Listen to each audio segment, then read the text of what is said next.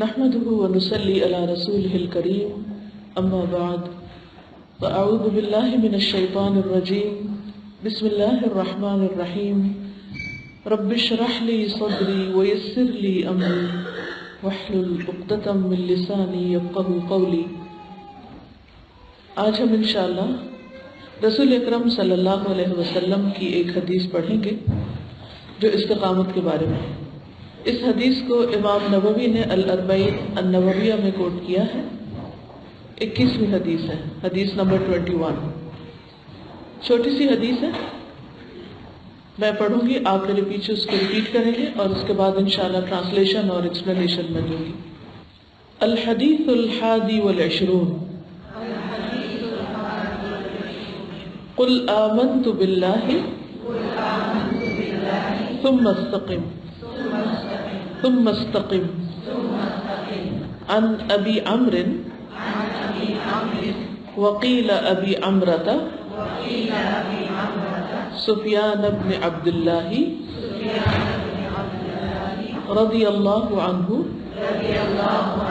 قال قلت یا رسول اللہ قل لی فی الاسلام قولا لا اسأل عنہ احدا غیرک قال قل آمنت باللہ ثم استقم، رواہ مسلم۔ ابو عمرو اور کہا گیا ہے ابو عمرہ، یہ کنیت ہے، سفیان بن عبداللہ رضی اللہ عنہ سے مروی ہے کہ میں نے عرض کیا یا رسول اللہ صلی اللہ علیہ وسلم مجھے اسلام کے حوالے سے کوئی بات بتائیے کہ مجھے اس کے بعد کسی اور سے کچھ بھی پوچھنے کی ضرورت نہ رہے۔ آپ صلی اللہ علیہ وسلم نے فرمایا پہلے اپنی زبان سے اقرار کرو کہ میں اللہ پر ایمان لایا، پھر اس پر ثابت قدم رہو۔ اس کے ایک ایک لفظ کی ٹرانسلیشن ہم دیکھیں گے۔ ان ابی عمر، ابو عمر سے، وقیلا اور کہا گیا ابی عمرتا، ابو عمرہ سے، سفیان ابن عبداللہ رضی اللہ عنہ قال، وہ کہتے ہیں یا انہوں نے کہا، قلت میں نے کہا یا رسول اللہ، اے اللہ کے رسول صلی اللہ علیہ وسلم، قل لی کہیے مجھ سے، فی الاسلام اسلام کے بارے میں، قولاً کوئی بات، اسلام کے بارے میں مجھ سے کوئی بات کہیے، مجھے کچھ بتائیے، لا اسألو کہ میں نہ سوال کروں، عنہ اس کے بارے میں، احدن کسی ایک سے بھی، غیرک آپ کے سوا یا آپ کے بعد۔ قال فرمایا، قل آپ کہیے، آمنت باللہ کہ میں اللہ پر ایمان لایا، ثم استقم پھر اس پر استقامت اختیار کیجیے، ثابت قدم رہیے۔ اس حدیث کو ہم عربی ریسیٹیشن میں بھی سنتے ہیں۔ قل آمنت بالله ثم استقم عن أبي عمرو وقيل أبي عمرة سفيان بن عبد الله رضي الله عنه قال قلت يا رسول الله قل لي في الإسلام قولا لا أسأل عنه أحدا غيرك قال قل آمنت بالله ثم استقم۔ یہ حدیث کچھ اور طرق یعنی اور واسطوں سے بھی روایت ہوئی ہے اور اس میں تھوڑے سے الفاظ مختلف ہیں۔ آپ نے دیکھا ہوگا کہ بعض اوقات ہم پڑھتے ہیں کہ حدیث 4000 حدیثیں فلاں نے یاد کی، 20,000 فلاں نے پڑھی، تو وہ کہاں ہیں؟ کیونکہ میکسیمم نمبر جو ملتا ہے وہ 3-4 ہزار سے زیادہ نہیں، تو وہ اتنی زیادہ حدیثیں کہاں تھیں؟ وہ اصل میں ہوتا یہ ہے کہ ایک سبجیکٹ پر ایک حدیث ہوتی ہے لیکن اس کی مختلف لائنز آف ٹرانسمیشن ہوتی ہیں اور ہر لائن کا الگ نمبر ہوتا ہے، اس کا الگ کوڈ ہے، اور اس وجہ سے پھر ایک حدیث کئی حدیثیں بن جاتی ہیں۔ اسی حدیث کے، اسی معنی کے، اسی روایت کے جو دوسرے طرق ہیں ان میں سے ایک طریقے پر آتا ہے کہ رسول اللہ صلی اللہ علیہ وسلم سے جب پوچھا گیا کہ اسلام کے بارے میں مجھے کوئی بات بتائیے کہ اس کے بعد مجھے کسی اور سے کچھ پوچھنا نہ پڑے، یعنی کوئی چھوٹی سی بات ہو کہ میں اس کو پکڑ لوں اور اس پر جم جاؤں، تو آپ صلی اللہ علیہ وسلم نے یہی بات فرمائی اور اس کے ساتھ ایک اور بات بھی فرمائی، اور وہ کیا تھی؟ اس نے جب پوچھا کہ میں کس چیز سے بچوں، ایک تھا کرنے کا کام اور ایک تھا بچنے کی چیز، تو آپ نے اپنی زبان کی طرف بس اشارہ کیا کہ اس کے بارے میں محتاط رہنا ہے۔ ایک اور روایت میں آتا ہے سفیان ابن عبداللہ الثقفی، یعنی اس سے پتہ چلتا ہے کہ یہ طائف کے علاقے کے رہنے والے تھے، قبیلہ ثقیف جو تھا وہ وہیں کا تھا۔ ثقفی سے مروی ہے کہ میں نے عرض کیا اے اللہ کے رسول صلی اللہ علیہ وسلم مجھے کوئی نصیحت کیجیے، نصیحت کی ایک بات بتائیے جس پر میں مضبوطی سے قائم رہوں۔ رسول اللہ صلی اللہ علیہ وسلم نے فرمایا کہو میرا رب اللہ ہے، پھر اس پر مضبوطی سے جم جاؤ۔ میں نے کہا اے اللہ کے رسول صلی اللہ علیہ وسلم آپ کو میرے بارے میں سب سے زیادہ کس چیز کا خوف ہے، یعنی کس چیز سے مجھے سب سے زیادہ ڈرنا چاہیے، آپ مجھے اس بارے میں کیا بتائیں گے؟ تو رسول اللہ صلی اللہ علیہ وسلم نے اپنی زبان مبارک کو پکڑا اور پھر فرمایا اس سے ڈرو۔ ہم بہت سی ڈرنے کی چیزوں سے ڈرتے رہتے ہیں اور وہ باہر کی ہوتی ہیں، ہم لوگوں سے ڈرتے ہیں، ہم سانپ بچھو سے ڈرتے ہیں، ہم شیر چیتا سے ڈرتے ہیں، ہم اندھیرے سے ڈرتے ہیں، کاکروچ سے ڈرتے ہیں، چھوٹی چھوٹی چیزوں سے ڈرتے ہیں، لیکن جو بڑے بڑے دشمن ہمارے اپنے اندر بیٹھے ہوئے ہیں ہم ان سے نہیں ڈرتے۔ بعض اوقات باہر سے آنے والے جو خطرات ہیں جن سے ہم بچتے رہتے ہیں ان سے تو بچاؤ بھی کافی رکھتے ہیں، اور بعض اوقات وہ صرف ایک وہم ہوتا ہے، وہ حقیقی خوف کی چیز نہیں بھی ہوتی۔ لیکن جس چیز سے ہمیں ڈرنا چاہیے اور جس کا نقصان ہمیں اکثر پہنچتا ہی رہتا ہے اور وہ ہماری زبان، اس کے بارے میں ہم بہت بے فکر رہتے ہیں۔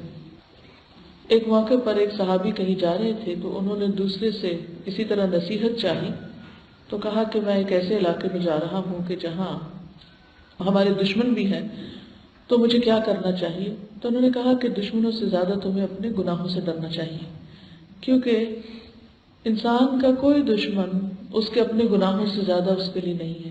کیونکہ دنیا میں جتنے بھی لوگ ہمیں کوئی نقصان دے سکتے ہیں، کوئی ہم سے حسد رکھتا ہے یا کوئی ہم سے نفرت کرتا ہے یا بلا وجہ کی اس کو ہم سے کوئی ضد ہو گئی ہے، تو ہم اس غم میں، اس فکر میں، اس پریشانی میں رہتے ہیں، فلاں نے مجھے یہ کیوں کہہ دیا، فلاں ایسا کیوں کر رہا ہے۔ لیکن حقیقت یہ ہے کہ اللہ کا اذن نہ ہو تو وہ ہمیں کوئی کچھ نقصان دے ہی نہیں سکتے، کیونکہ حدیث میں آتا ہے کہ ساری دنیا کے لوگ مل کر اگر تمہیں کوئی نقصان دینا چاہیں تو نہیں دے سکتے مگر وہی جو اللہ چاہے، اور ساری دنیا کے لوگ مل کر اگر کوئی فائدہ پہنچانا چاہیں تو وہ بھی نہیں پہنچا سکتے سوائے اس کے کہ جو اللہ چاہے، اور یہ پکی بات ہے۔ لیکن جو چیز یقینی طور پر انسان کو نقصان دینے والی ہے وہ اس کے اپنے گناہ اور اس کے اپنی زبان کی باتیں اور اس کا اپنا اخلاق اور اس کا اپنا کردار ہے، اور یہی وہ خوفناک چیزیں ہیں جن کے بارے میں انسان غفلت کا شکار ہے۔ ہم بہت سے گناہ ایسے کرتے ہیں کہ جن کے بارے میں ہم سوچتے بھی نہیں کہ یہ گناہ ہے، بہت سی فضول باتیں، لایانی باتیں ایسی کرتے ہیں کہ جن کے کرنے کی ضرورت نہیں ہوتی، ہم صرف اس لیے زبان کو استعمال کرتے رہتے ہیں کیونکہ فری ملی ہوئی ہے اور کچھ زیادہ تکلیف بھی نہیں ہوتی اس کو ہلانے جلانے میں، اور جو دل میں چاہے ہم کہتے رہیں، کیونکہ ہمارے دل کی حالتیں بدلتی رہتی ہیں، کبھی ہم غصے میں ہوتے ہیں، کبھی غم میں ہوتے ہیں، کبھی پریشانی میں ہوتے ہیں، تو اس کا اظہار کرنا ہم فرض سمجھتے ہیں۔ اس لیے بہت دفعہ ایسا ہوتا ہے کہ انسان جو کچھ کہتا ہے وہی چیز اس کے سامنے آ جاتی ہے اور وہی چیز اس کے لیے وبال جان بن جاتی ہے۔ اس لیے ہم سب کو اس کے بارے میں فکر کرنے کی ضرورت ہے۔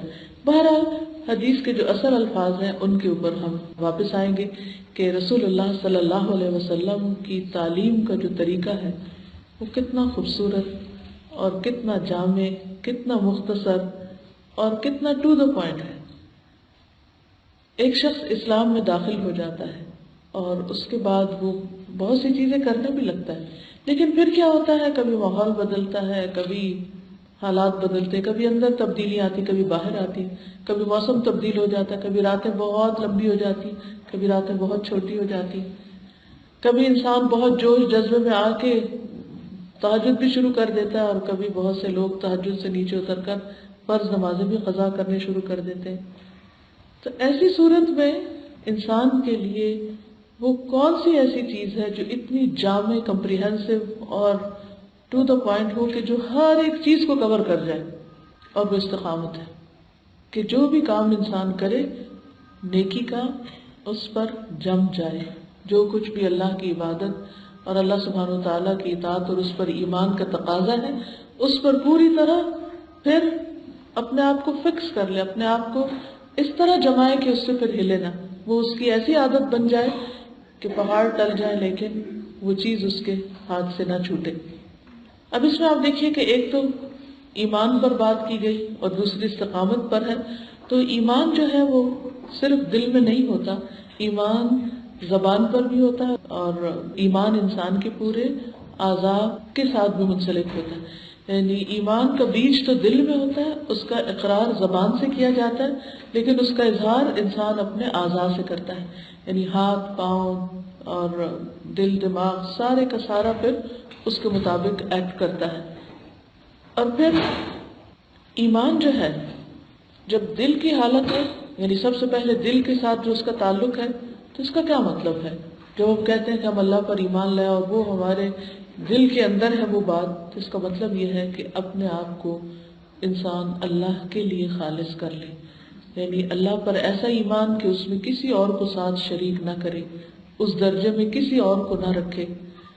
قبیلہ اسلم کے ایک شخص سے روایت ہے کہ ایک آدمی نے آواز دے کر نبی صلی اللہ علیہ وسلم سے یہ سوال کیا تھا کہ اے اللہ کے رسول صلی اللہ علیہ وسلم، ایمان کیا ہے؟ ایمان کس کو کہتے ہیں؟ ایمان کیا چیز ہے؟ تو آپ نے فرمایا صرف ایک لفظ میں، اخلاص، یعنی ایمان اپنے آپ کو اللہ کے لیے خالص کرنے کا نام ہے۔ کیونکہ سورۃ الکہف میں اللہ تعالیٰ فرماتے ہیں وَمَنْ كَانَ يَرْجُو لِقَاءَ رَبِّهِ فَلْيَعْمَلْ عَمَلًا صَالِحًا وَلَا يُشْرِكْ بِعِبَادَةِ رَبِّهِ أَحَدًا۔ جو شخص اللہ سے ملاقات کی امید رکھتا ہے کہ اسے اللہ سے جا کے ملنا ہے، اسے چاہیے کہ وہ اچھے کام کرے اور اپنے رب کی عبادت میں کسی کو بھی شریک نہ کرے، کسی انسان کی خوشی کے لیے اور کسی دنیاوی مفاد کے لیے عبادت نہ کرے، بلکہ صرف اللہ کا حق پہچانتے ہوئے اس کے جتنے بھی انعامات ہیں اور احسانات ہیں ہم پر، اس کا شکر ادا کرتے ہوئے سب سے زیادہ اسی کو اہمیت دے، اسی کے آگے جھک جائے، اسی کے لیے سجدہ ہو، اسی کے لیے قربانی ہو، اسی سے دعا مانگنا ہو، اپنی محبت، خشیت، توکل، یہ ساری چیزیں اسی کے ساتھ وابستہ ہو جائیں۔ ہم ہر نماز میں کہتے ہیں ایاک نعبد و ایاک نستعین، صرف تیری ہم عبادت کرتے ہیں اور صرف تجھی سے ہم مدد چاہتے ہیں، کیونکہ اللہ سبحانہ وتعالیٰ صرف وہ عمل قبول کرتا ہے جو خالص اس کے لیے ہو، اور اس کے کرنے سے خالص اسی کی رضا مقصود ہو، اسی کا چہرہ مقصود ہو، اسی کے دیدار کا شوق ہو اور کسی اور کی توجہ نہیں۔ کیونکہ بعض اوقات ہم کام کر کے کیا چاہتے ہیں کہ دوسرے لوگ ہماری طرف متوجہ ہو جائیں، یا دوسرے لوگوں سے ہمیں کوئی اپریسیشن مل جائے، یا کوئی ہمیں اپریشیٹ کر دے، یا اس سے ہمیں کچھ فائدہ ہو جائے۔ تو جب تک اپنے اندر یہ کیفیات محسوس ہوں تو ان کو نکالنے کی مسلسل جد و جہد کرتے رہنا چاہیے، حتیٰ کہ ہمارے اندر اس بات کی طلب نہ رہے کہ اللہ کے سوا کوئی اور بھی ہم سے عبادت کرنے پر خوش ہو جائے۔ جب بچے چھوٹے ہوتے ہیں نا تو ماں باپ کو خوش کرنے کے لیے اچھے اچھے کام کرتے ہیں، ماں باپ کو خوش کرنے کے لیے نماز پڑھتے ہیں، یا پھر ان کو کوئی شاباش ملتی ہے یا کوئی انعام ملتا ہے تو وہ روزے رکھ لیتے ہیں یا اور اسی طرح کے کچھ کام کر لیتے ہیں۔ لیکن یہ سیناریو چینج ہونا چاہیے وقت کے ساتھ ساتھ۔ ٹھیک ہے بچپن میں اتنی سمجھ نہیں ہوتی، اسی طرح جب انسان نیا نیا اسلام میں داخل ہوتا ہے تو جو لوگ اس کو مدد دے رہے ہوتے ہیں اللہ کی طرف آنے میں، بعض اوقات وہ ان کو خوش کرنے کے لیے کچھ کرنا شروع کر دیتا ہے۔ لیکن جو انسان میچور ہو تو اس کے لیے لازم ہے کہ وہ ان ساری چیزوں کو پیچھے چھوڑ کر صرف اور صرف اللہ سبحانہ وتعالیٰ کے لیے خالص ہو جائے۔ اور دوسری چیز جس کا حکم دیا گیا ہے وہ استقامت۔ قرآن مجید میں سورۃ ہود میں اللہ تعالیٰ فرماتے ہیں، اور نبی صلی اللہ علیہ وسلم کو خطاب ہے، فَاسْتَقِمْ كَمَا أُمِرْتَ وَمَنْ تَابَ مَعَكَ وَلَا تَطْغَوْا إِنَّهُ بِمَا تَعْمَلُونَ بَصِيرٌ۔ بس تم ثابت قدم رہو جیسے تمہیں حکم دیا گیا ہے، یعنی نبی صلی اللہ علیہ وسلم کو بھی ثابت قدمی کا حکم دیا گیا کہ جب دین میں آؤ تو بس اس کے اوپر پھر استقامت اختیار کر لو، اور وہ لوگ بھی جنہوں نے آپ کے ساتھ توبہ کی ہے وہ بھی استقامت اختیار کریں، نہیں اب وہ دین میں آئے ہیں تو دین کے اندر ہی رہیں، واپس جانے کی نہیں سوچیں، اور حد سے نہ بڑھو، بے شک جو کچھ تم کرتے ہو اللہ تعالیٰ اس کو خوب دیکھ رہا ہے۔ اور تیسری چیز جس حدیث میں ہے وہ اچھا اخلاق ہے، یعنی تین چیزوں کا گویا اس حدیث سے پتہ چلتا ہے، اگرچہ آپ نے کہنے کی بات ایک ہی کہی لیکن پتہ تین چیزوں کا چلتا۔ پہلے تو زبان کا اقرار، کہ اپنی زبان سے اس بات کا اقرار کرو کہ اللہ ایک ہے، یعنی اللہ تعالیٰ کی وحدانیت ایمان کا پارٹ ہو گیا۔ دوسرا پھر استقامت کہ دین پہ جم جاؤ، اور تیسرا یہ کہ اپنی زبان کو برائی سے روک لو، وہ اخلاق۔ اور اگر دیکھا جائے تو دین کی ایک چیز بنیاد ہے، یعنی ہر کام اللہ کے لیے ہو تو وہ قبول ہوتا ہے، اور دوسری چیز انسان کا ایٹیٹیوڈ ہے، انسان کا رویہ ہے، جو سارے باقی کاموں میں نظر آتا ہے کہ وہ کتنی ریگولیرٹی کے ساتھ اور استقامت کے ساتھ وہ ایک کام کرنے والا ہے۔ اور تیسرا ہے کہ اس کا لوگوں کے ساتھ معاملہ کیسا ہے، یعنی اخلاق میں، برتاؤ میں، کیونکہ ہم اپنے آپ سے تو باتیں نہیں کرتے، باتیں ہماری انسانوں کے ساتھ ہوتی، لوگوں کے ساتھ ہوتی، تو جس طرح کی ہماری بات ہوتی ہے، جس طرح کا ہمارا انداز ہوتا ہے، وہی ڈٹرمن کرتا ہے کہ ہمارا اخلاق کیسا ہے، ہم کہاں پر کھڑے ہیں۔ اور یہ کوئی معمولی بات نہیں ہے، اس کا تعلق انسان کے دل سے ہے، یعنی جب دل اچھا ہوگا تو ہی زبان اچھا بولے گی، تبھی زبان سیدھی ہوگی، اور تبھی انسان کے معاملات اور ایٹیٹیوڈ بھی درست ہوں گے۔ انس بن مالک سے روایت ہے کہ رسول اللہ صلی اللہ علیہ وسلم نے فرمایا، کسی آدمی کا ایمان درست نہیں ہوتا، یعنی ایمان ٹھیک ہی نہیں ہوتا یہاں تک کہ اس کا دل درست ہو، اور اس کا دل ٹھیک نہیں ہوتا، صحیح نہیں ہوتا یہاں تک کہ اس کی زبان درست ہو۔ اب آپ دیکھیں کہ بظاہر دیکھنے میں حدیث سامنے سے بالکل ایک مختصر سی چھوٹی سی بات لگتی ہے، لیکن یہ اتنی جامع بات ہے کہ اس میں پورے کا پورا دین سمو دیا گیا ہے۔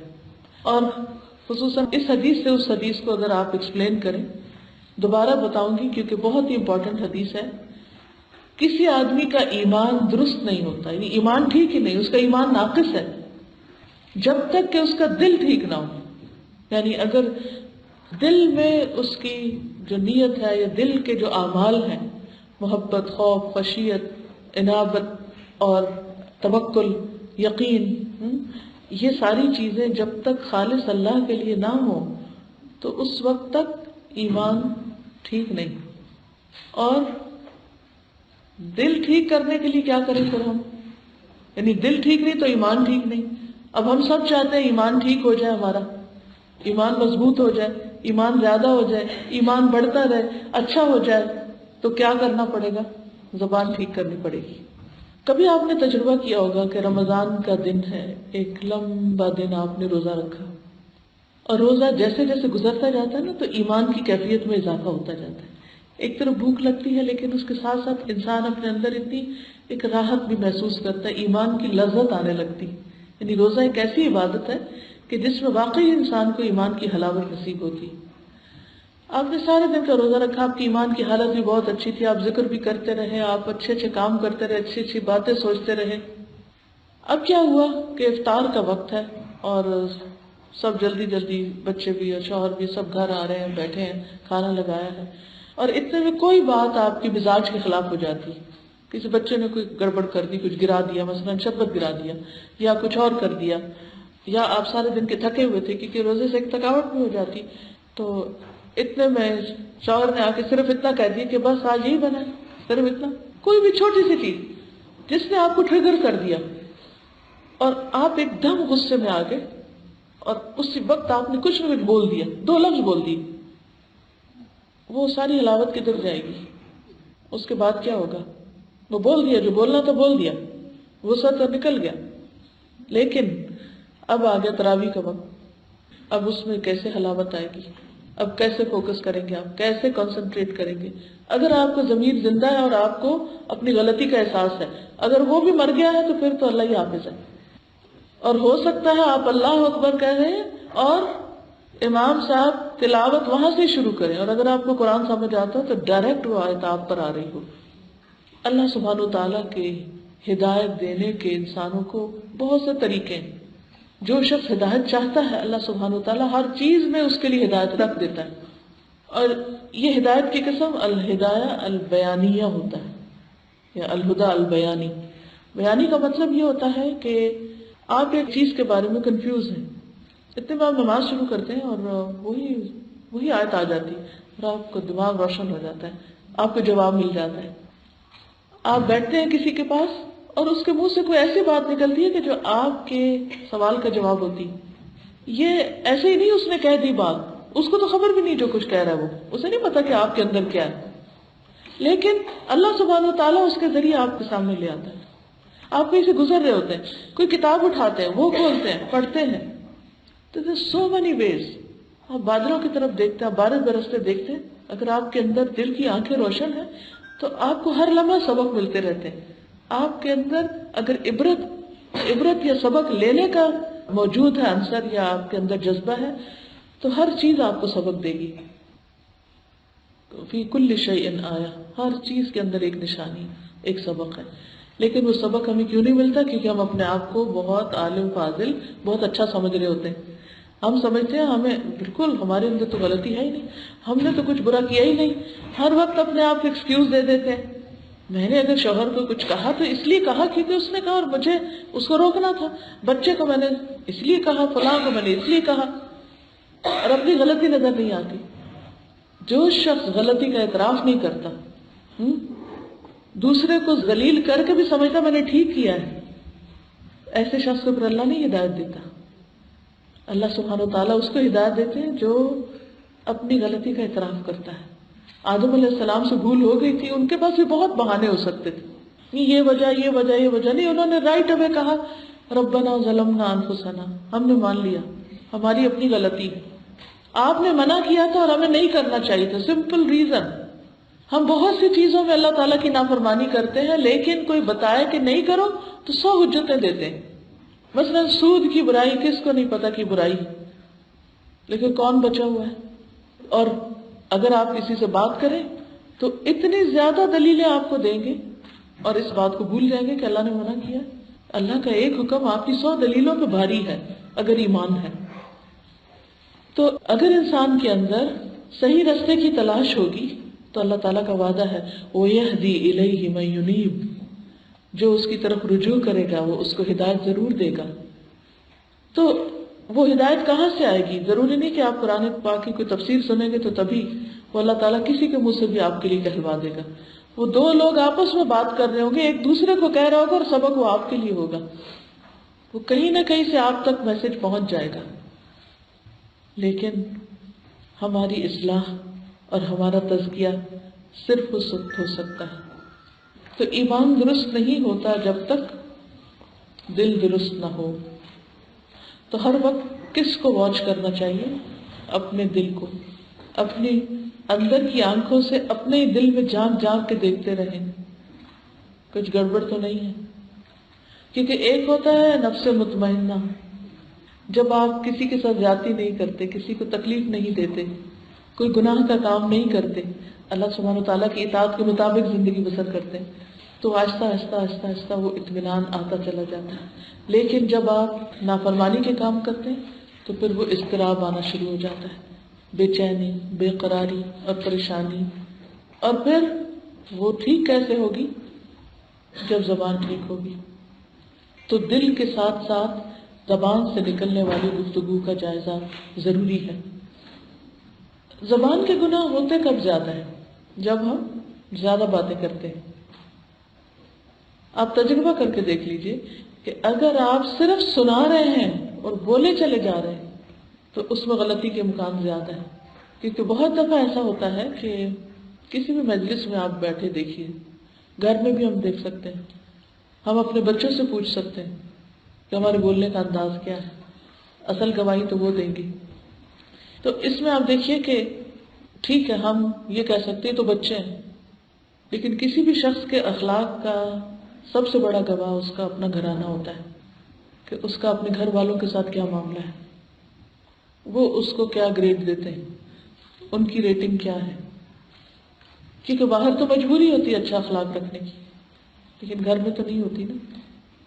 لہذا ایمان درست نہیں جب تک دل درست نہیں, اور دل درست نہیں جب تک زبان درست نہیں.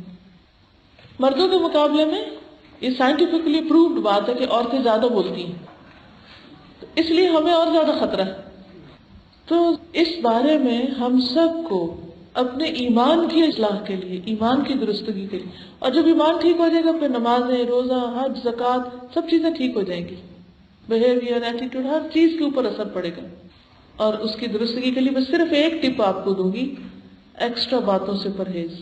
ضرورت کی بات, فائدے کی بات, جس سے خود کو یا کسی کو فائدہ پہنچے. خود کو فائدہ پہنچتا ہے ذکر وغیرہ سے, اور دوسروں کو فائدہ پہنچتا ہے جب ہم ان کی خیر خواہی کی کوئی بات کریں، ان کے ساتھ اچھی طرح بات کریں. اور وہ بات ضروری نہیں کہ صرف بہت خوش آمد کی بات ہوگی، بعض اوقات وہ بات نہی عن المنکر بھی ہو سکتی ہے، امر بالمعروف بھی ہوگی اور نہی عن المنکر بھی ہوگی، کہ اچھی بات کے بارے میں بتائیں اور بری بات سے روکیں. اس کا یہ مطلب نہیں کہ ہر وقت ہم ان کو کوئی قرآن کی آیت سنائیں یا کوئی حدیث ہی سناتے رہیں. اگر آپ کو یاد ہے تو بہت اچھی بات ہے، کبھی کبھی سنا دیں، لیکن ہر وقت نہیں. میں بات کر رہی تھی گھر کی خواتین کی کہ گھر میں ہم اعتدال چھوڑ دیتے ہیں. اگر ہم دین کے بارے میں بھی بات کرنا چاہتے ہیں تو اتنی لمبی تقریر کریں گے بچوں کو کہ وہ کان بلاک کر دیں گے. اور پھر بعض اوقات ہم پہلے خود غفلت کرتے ہیں، پھر جب ہمیں ہوش آتی ہے تو پھر ہم چاہتے ہیں بچوں کو اوور نائٹ ہر چیز آ جائے. ایسا نہیں ہو سکتا. اس میں صبر کی ضرورت ہوگی، انتظار کی ضرورت ہوگی، دعا کی ضرورت ہوگی اور مسلسل محنت کرنے کی، استقامت کی ضرورت ہوگی. اور اللہ سبحانہ وتعالیٰ ضرور اس کا نتیجہ آپ کے سامنے لائیں گے. اللہ سبحانہ وتعالیٰ محسنین سے محبت رکھتے ہیں. اللہ تعالیٰ کا وعدہ ہے ان اللہ لا یضیع اجر المحسنین. اللہ تعالیٰ محسنین یعنی نیکی کرنے والوں کا، اچھا کرنے والوں کا اجر ضائع نہیں کرتا. لیکن اس کے لیے پہلے خود اچھا بننے کی بھی ضرورت ہے، اور وہ اچھا صرف لوگوں کے ساتھ نہیں، خود اپنے گھر والوں کے ساتھ اچھا بننے کی ضرورت ہے. اور ویسے بھی آپ جانتے ہیں کہ رسول اللہ صلی اللہ علیہ وسلم سے جب پوچھا گیا کہ کون سے مومن سب سے افضل ہے، یعنی ایمان کے بعد سب سے زیادہ پھر ہائی گریڈ کس کا ہے، آپ نے فرمایا جو اخلاق کے لحاظ سے سب سے اچھے ہیں. پھر اسی طرح رسول اللہ صلی اللہ علیہ وسلم نے فرمایا قیامت کے دن میزان میں سب سے افضل اور بھاری چیز اچھے اخلاق ہیں. اور اخلاق کیا ہوتی ہیں؟ عادات. خلق کی جمع ہے اخلاق. خلق انسان کی عادت کو کہتے ہیں. ایک انسان کا خلق ہوتا ہے، اس کی شکل و صورت، اور ایک اس کا خلق ہوتا ہے. شکل و صورت تو اللہ سبحانہ وتعالیٰ نے بنائی، اس میں تو ہمارا زیادہ ہاتھ نہیں. ہاں وہ شکل و صورت جو ہمارا اخلاق بگڑتا ہے نا، وہ بگڑ جاتی ہے. بعض اوقات بڑا ہی حسین چہرہ ہوتا ہے لیکن بات کرتے وقت منہ بنا بنا کے بات کرنا. آپ سوچئے ایسا مجھے کرنا نہیں چاہیے، لیکن اس لیے کر رہی ہوں کیونکہ ہمیں خود کرتے ہوئے نظر نہیں آتا. کبھی آپ بات کرتے ہوئے آئینہ ضرور دیکھیں کہ آپ جب کسی سے بات کر رہے ہیں تو آپ کے دل کا بغض اور آپ کے دل کی حالت ہے وہ منہ پہ ساری نظر آتی. تو وہ کیا ہوتا ہے، وہ جو منہ بنا بنا کے بات کر رہے ہوتے ہیں وہ ساری کی ساری ہماری شکل، اللہ کی دی ہوئی خوبصورت شکل بھی بگڑ جاتی ہے اور ہمیں نہیں پتہ چلتا ہم کیا بے وقوفیاں کر رہے ہیں اور وہ دوسروں کے اوپر کیا اثر کر رہا ہے. کس طرح ان کے دلوں کے اندر خراشیں پیدا ہو جاتی ہیں جب ہم چہرہ عبس، یعنی عبس ہوتا ہے پیشانی پہ بل ڈالنا، تو صرف پیشانی نہیں بلکہ کہیں بھی ناک پہ بھی بل لگائیں یا منہ پہ لگائیں، ہونٹوں پہ چڑھائیں یا چہرے کے کسی بھی حصے میں، یہ بد اخلاقی کی بدترین قسم ہے کہ آپ لفظ زبان سے نہ بھی بول رہے ہوں لیکن آپ منہ بنا بنا کے باتیں کر رہے ہیں. کسی کے دل میں آپ نہیں اتر سکتے، بلیو می. اس لیے کہ آپ کو دیکھ کے کسی کو ٹھنڈک نہیں پہنچ رہی، آپ کیا فائدہ دے رہے ہیں کسی کو، باقی تو بعد میں کچھ دیں گے نا. یعنی ہم ایک چیز جو بغیر کچھ خرچ کیے کسی کو دے سکتے ہیں، ایک اچھی اسمائل، ایک محبت والا چہرہ ہے، محبت والی نگاہیں ہیں، ایک توجہ والی چیز ہے. اگر وہی نہیں ہم کسی کو دے سکتے جس پہ کچھ بھی خرچ نہیں ہوتا تو ہم اور کیا دیں گے. اس کے بعد ہم کسی کو اگر آسانی سے دے سکتے ہیں تو زبان سے نکلی ہوئی کچھ بات ہے نا، وہ تو تب ہوگی جب دل اچھا ہوگا، پھر اچھی نکلے گی. اور پھر جب اندر ہی اچھا نہیں تو پھر اللہ کی دی ہوئی نعمتوں کو اتنا مس یوز کر رہے ہیں، اتنا بگاڑ رہے ہیں کہ دنیا میں فساد ہی فساد پھیلائے چلے جا رہے ہیں. اب آپ دیکھیے کہ بہت دفعہ ایسا ہوتا ہے ہم ایک بات سن لیتے ہیں، یاد بھی ہوتی ہے ہمیں، ہم اس کی تقریر بھی کر رہے ہوتے ہیں لیکن وہ ہمارے اپنے اندر کوئی نہیں ہوتی، اور یہ انتہائی خطرناک بات ہے. یا ہم تھوڑی دیر کے لیے کرتے ہیں پھر اس کے بعد چھوڑ دیتے ہیں، بھول جاتے ہیں. اس کے لیے جو کرنے کا کام ہے وہ ہے استقامت، اسٹیڈ فاسٹنس، جم جانا، مستقل مزاجی. حدیث میں آتا ہے اور یہ بڑی ہی خوبصورت حدیث ہے، اس حدیث نے مجھے بے پناہ فائدہ دیا کہ ان احب الاعمال الی اللہ ما دام وان قل. اللہ کے نزدیک سب سے پسندیدہ وہ عمل ہے جسے پابندی سے ہمیشہ کیا جائے، خواہ کم ہی کیوں نہ ہو، تھوڑا ہی کیوں نہ ہو، چھوٹے سے چھوٹا کیوں نہ ہو، لیکن ریگولرلی کبھی بھی اس کو مس نہیں کریں. اب آپ سوچیے اپنے تھوڑی دیر کے لیے کیا وہ چیز ہو سکتی ہے جو میں مرتے دم تک کر سکتی اور نہیں چھوڑ سکتی. کوئی ایک چیز سوچ لیجئے اور اس پر اپنے ساتھ عہد کر لیجئے اور اس کو پکا کر لیجئے. ہو سکتا ہے وہی ایک عمل آپ کا اللہ سبحانہ و تعالیٰ کو پسند آ جائے. مجھے جب قرآن نے متاثر کیا اور قرآن میرے دل میں جانے لگا اور ایک احساس بیدار ہوا، تو میں نے اپنے ساتھ عہد کیا تھا کہ میں روزانہ کسی کو کچھ نہ کچھ پڑھاؤں گی، چاہے وہ چھوٹی سی چیز ہی کیوں نہ ہو. یعنی اس قرآن کو روز شیئر کروں گی، چاہے ایک آیت کیوں نہ ہو. اور جس حد تک ممکن ہوا پھر کوشش کی. اگر تو ریگولر کلاس ہو رہی ہے وہ تو ٹھیک ہے، لیکن اگر ریگولر کلاس نہیں، چھٹی کا دن ہے یا ٹریولنگ ہے یا کچھ بھی، تو دوسرے طریقے اختیار کیے، لیکن وہ کمٹمنٹ نبھائی. اب وہ ہوتا کیا ہے، وہ جو چھوٹی سی ایفرٹ ہوتی ہے نا، وہ پھر چھوٹی نہیں رہتی، کیونکہ مسلسل ایک کام مثلاً آپ نے ایک دن کیا، وہ اتنا سارا کر لیا اور آپ نے سمجھا بہت کچھ کر لیا. اور ایک کام آپ نے کیا لیکن ہر روز تھوڑا تھوڑا تھوڑا تھوڑا تھوڑا. اب وہ یہاں تک پہنچنے میں اگرچہ ٹائم لگا، لیکن آپ چونکہ یہاں پہنچ کے رکنے والے نہیں. مثلاً اے نے ایک ہی دن میں اتنا کام کر لیا، وہ خوش ہو گیا، بہت بہت کچھ کر لیا. جب وہ بہت کچھ کر لیتے ہیں تو پراؤڈ بھی ہو جاتے ہیں اور مزے سے سوتے ہیں. پھر دوسرے نے اس کے مقابلے میں ایک دن میں تو اتنا نہیں کیا، لیکن تھوڑا تھوڑا تھوڑا تھوڑا کرتا رہا. اب یہ تو یہاں پر رکا ہوا، لیکن یہ جاتا جائے گا. کوانٹٹی بھی بڑھ جائے گی اور کوالٹی بھی بڑھے گی، کیونکہ پریکٹس کے بغیر کوئی چیز پرفیکٹ نہیں ہوتی. کوئی بھی چیز، کچھ بھی ایک دن میں نہیں آتا. اور علم کے راستے میں تو کوئی شارٹ کٹ ہے ہی نہیں کہ آپ یہ کہیں کہ وہ میں نے سوچ لیا اور مجھے بڑا جذبہ آ گیا، اب میں تو پہاڑ توڑ دوں گی. کوئی پہاڑ ایک دن میں نہیں ٹوٹتا. ہاں، اگر آپ روز اس کو توڑ رہے ہیں تو ایک دن ختم ہو ہی جائے گا. اسی طرح کبھی فکر نہیں کریں کہ ابھی تک مجھے یہ کیوں نہیں آیا، ابھی تو میں اتنے سال گزر گئے، یہ بھی نہیں کر پائی، وہ بھی نہیں کر پائی. نہیں، یہ سب اسی کی تیاری ہے جو آپ کرنا چاہتے ہیں. مثلا آپ کی ابھی تک تجوید ٹھیک نہیں ہوئی، قرآن مجید پڑھتے ہیں، مخارج کی غلطی ہو جاتی ہے، قواعد کی غلطی ہو جاتی ہے. پریشان ہونے کی بجائے اگر آپ ڈیلی ریگولرلی پریکٹس کرتے چلے جائیں، چاہے ایک مخرج پہ ایک مہینہ لگا دیں، ایک مخرج پہ ایک مہینہ لگا دیں، ڈزنٹ میٹر، لیکن روزانہ کریں گے، روز روز روز روز روز روز روز، تو آپ دیکھیں گے ایک مہینے کے بعد آپ کسی نہ کسی جگہ ضرور پہنچ جائیں گے.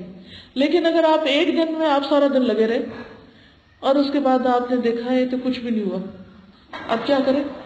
اب چھوڑ دیں اس کو. اب کیا ہوگا؟ کیا آ جائے گا ایک مہینے کے بعد؟ کرتا نہیں آئے گا. کیا کرنا چاہیے؟ لگے رہنا چاہیے. بہت سے لوگ یہ کہتے ہیں ہمارا دل چاہتا ہے ہمیں بھی قرآن کا ترجمہ آ جائے، پر ہم سے ہوتا نہیں. ایسا نہ کہیں. اللہ سبحانہ و تعالیٰ نے قرآن کو بہت آسان بنایا، سب کر سکتے ہیں.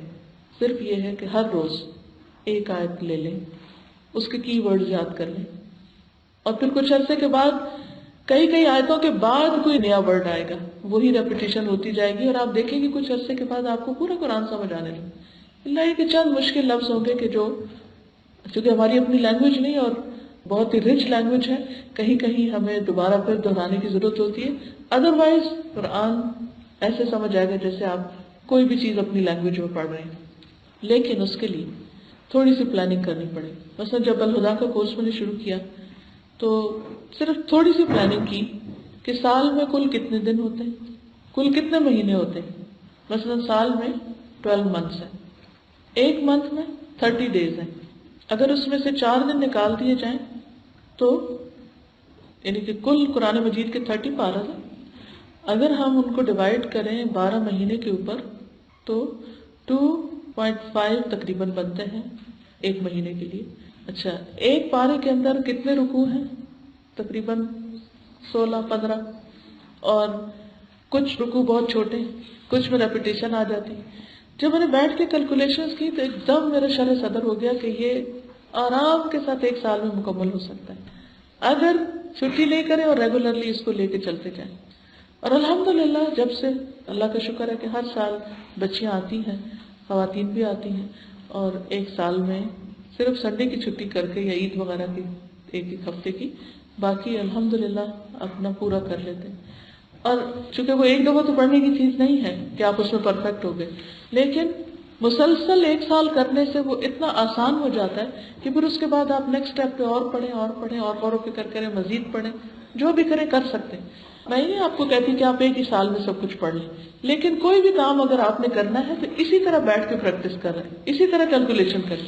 مثلاً آپ چاہتے ہیں کہ آپ 1 سال میں بخاری پڑھ لیں، بخاری کی حدیث مکمل کر لیں، آپ کیا کر سکتے ہیں؟ پہلے آپ دیکھیں کہ آپ کے پاس دن کتنے ہیں، آپ کی کیا کمٹمنٹس ہیں۔ ہفتے میں 4 دن دے سکتے ہیں، 3 دے سکتے ہیں، 2 دے سکتے ہیں، اور اس کے بعد آپ پوری بخاری کو ڈیوائڈ کر لیں، اور پھر آپ دیکھ لیں کہ ہاں بھی 1 سال میں اتنے دنوں میں ہو سکتا ہے یا نہیں ہو سکتا، یا 2 سال میں۔ لیکن جو بھی آپ کریں پھر آپ نے اس کو پورا کرنا ہے۔ اچھا ہمارا حال کیا ہوتا ہے؟ اچھا گھر میں کوئی بیمار ہو گیا نا تو سب سے پہلے کیا چھوڑیں گے؟ قرآن چھوڑ دیں گے، نماز چھوڑ دیں گے، اپنا دین کا کوئی کام چھوڑ دیں گے، ذاتی زندگی میں سے کچھ نہیں چھوڑیں گے، نیکی کے کاموں میں سے کوئی نہ کوئی چھوڑ دیں گے۔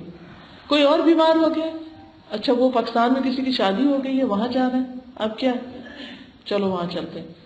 وہاں پر جا کے میں کبھی سوچتی ہوں کہ کوئی 2 ہفتے کے لیے بھی جاتا ہے، ملاقات بھی ہوتی ہے، سب کچھ ہوتا ہے، لیکن ہم کتنا زیادہ وقت بھی ضائع کرتے ہیں، یعنی صرف اس میں کہ اچھا اب ایک آ رہا ہے، اب بیٹھ رہے ہیں، اس سے باتیں، اس سے باتیں، اس سے باتیں، وہی باتیں بار بار دہرا کے ٹوٹل وقت ضائع کر کے آ جاتے ہیں۔ ہماری شادیوں میں کتنا وقت ضائع ہوتا ہے، بیٹھے ہیں انتظار کر رہے ہیں، وہ آ رہا ہے، وہ جا رہا ہے، دراصل ہمیں اپنے وقت کی قدر نہیں۔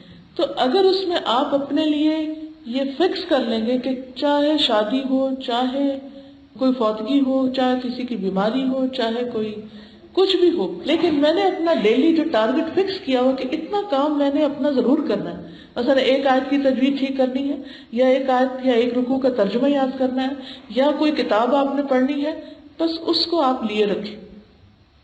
اگر استقامت آ گئی تو آپ دیکھیں گے کہ وہ تھوڑا تھوڑا قطرہ دریا بن جائے گا، اور جب زندگی گزرتی چلی جائے گی تو آپ کو ریگریٹس نہیں ہوں گے کہ میں نے کچھ نہیں کیا۔ ریگریٹس اس کو ہوتے ہیں جو واقعی اپنے آپ کو ضائع کرتا ہے، اپنے وقت کو ضائع کرتا ہے۔ اور اس سلسلے میں وہ جو کچھوے اور خرگوش کی، ریبٹ اور ٹاٹا اس کی جو ریس ہے، وہ ایک بہت بیوٹیفل سٹوری ہے سمجھنے کے لیے کہ کس طرح ایک شخص کی عادت یا رویہ ہی ہوتا ہے، وہ بس ریبٹ کی طرح اچھلتا رہتا ہے، کچھ کر لیا پھر سو گئے، پھر اچھلے، پھر کہیں بور ہو کے چھوڑ دیے۔ اور ایک یہ ہے کہ ہے سلو مگر کر رہا ہے۔ تو ہمیں چاہے ہم سلو ہیں ڈزنٹ میٹر، لیکن جو آپ نے سیکھنا ہے، جو آپ نے کرنا ہے، اس کو کرتے رہیں۔ صحیح مسلم کی روایت میں آتا ہے آل محمد صلی اللہ علیہ وسلم کا یہی معمول تھا کہ جب کوئی عمل کرتے تو اسے مستقل مزاجی سے کرتے، اثبتوہ کا لفظ آتا ہے، اسے جما کے کرتے، اچھی طرح کرتے، ریگولرلی کرتے۔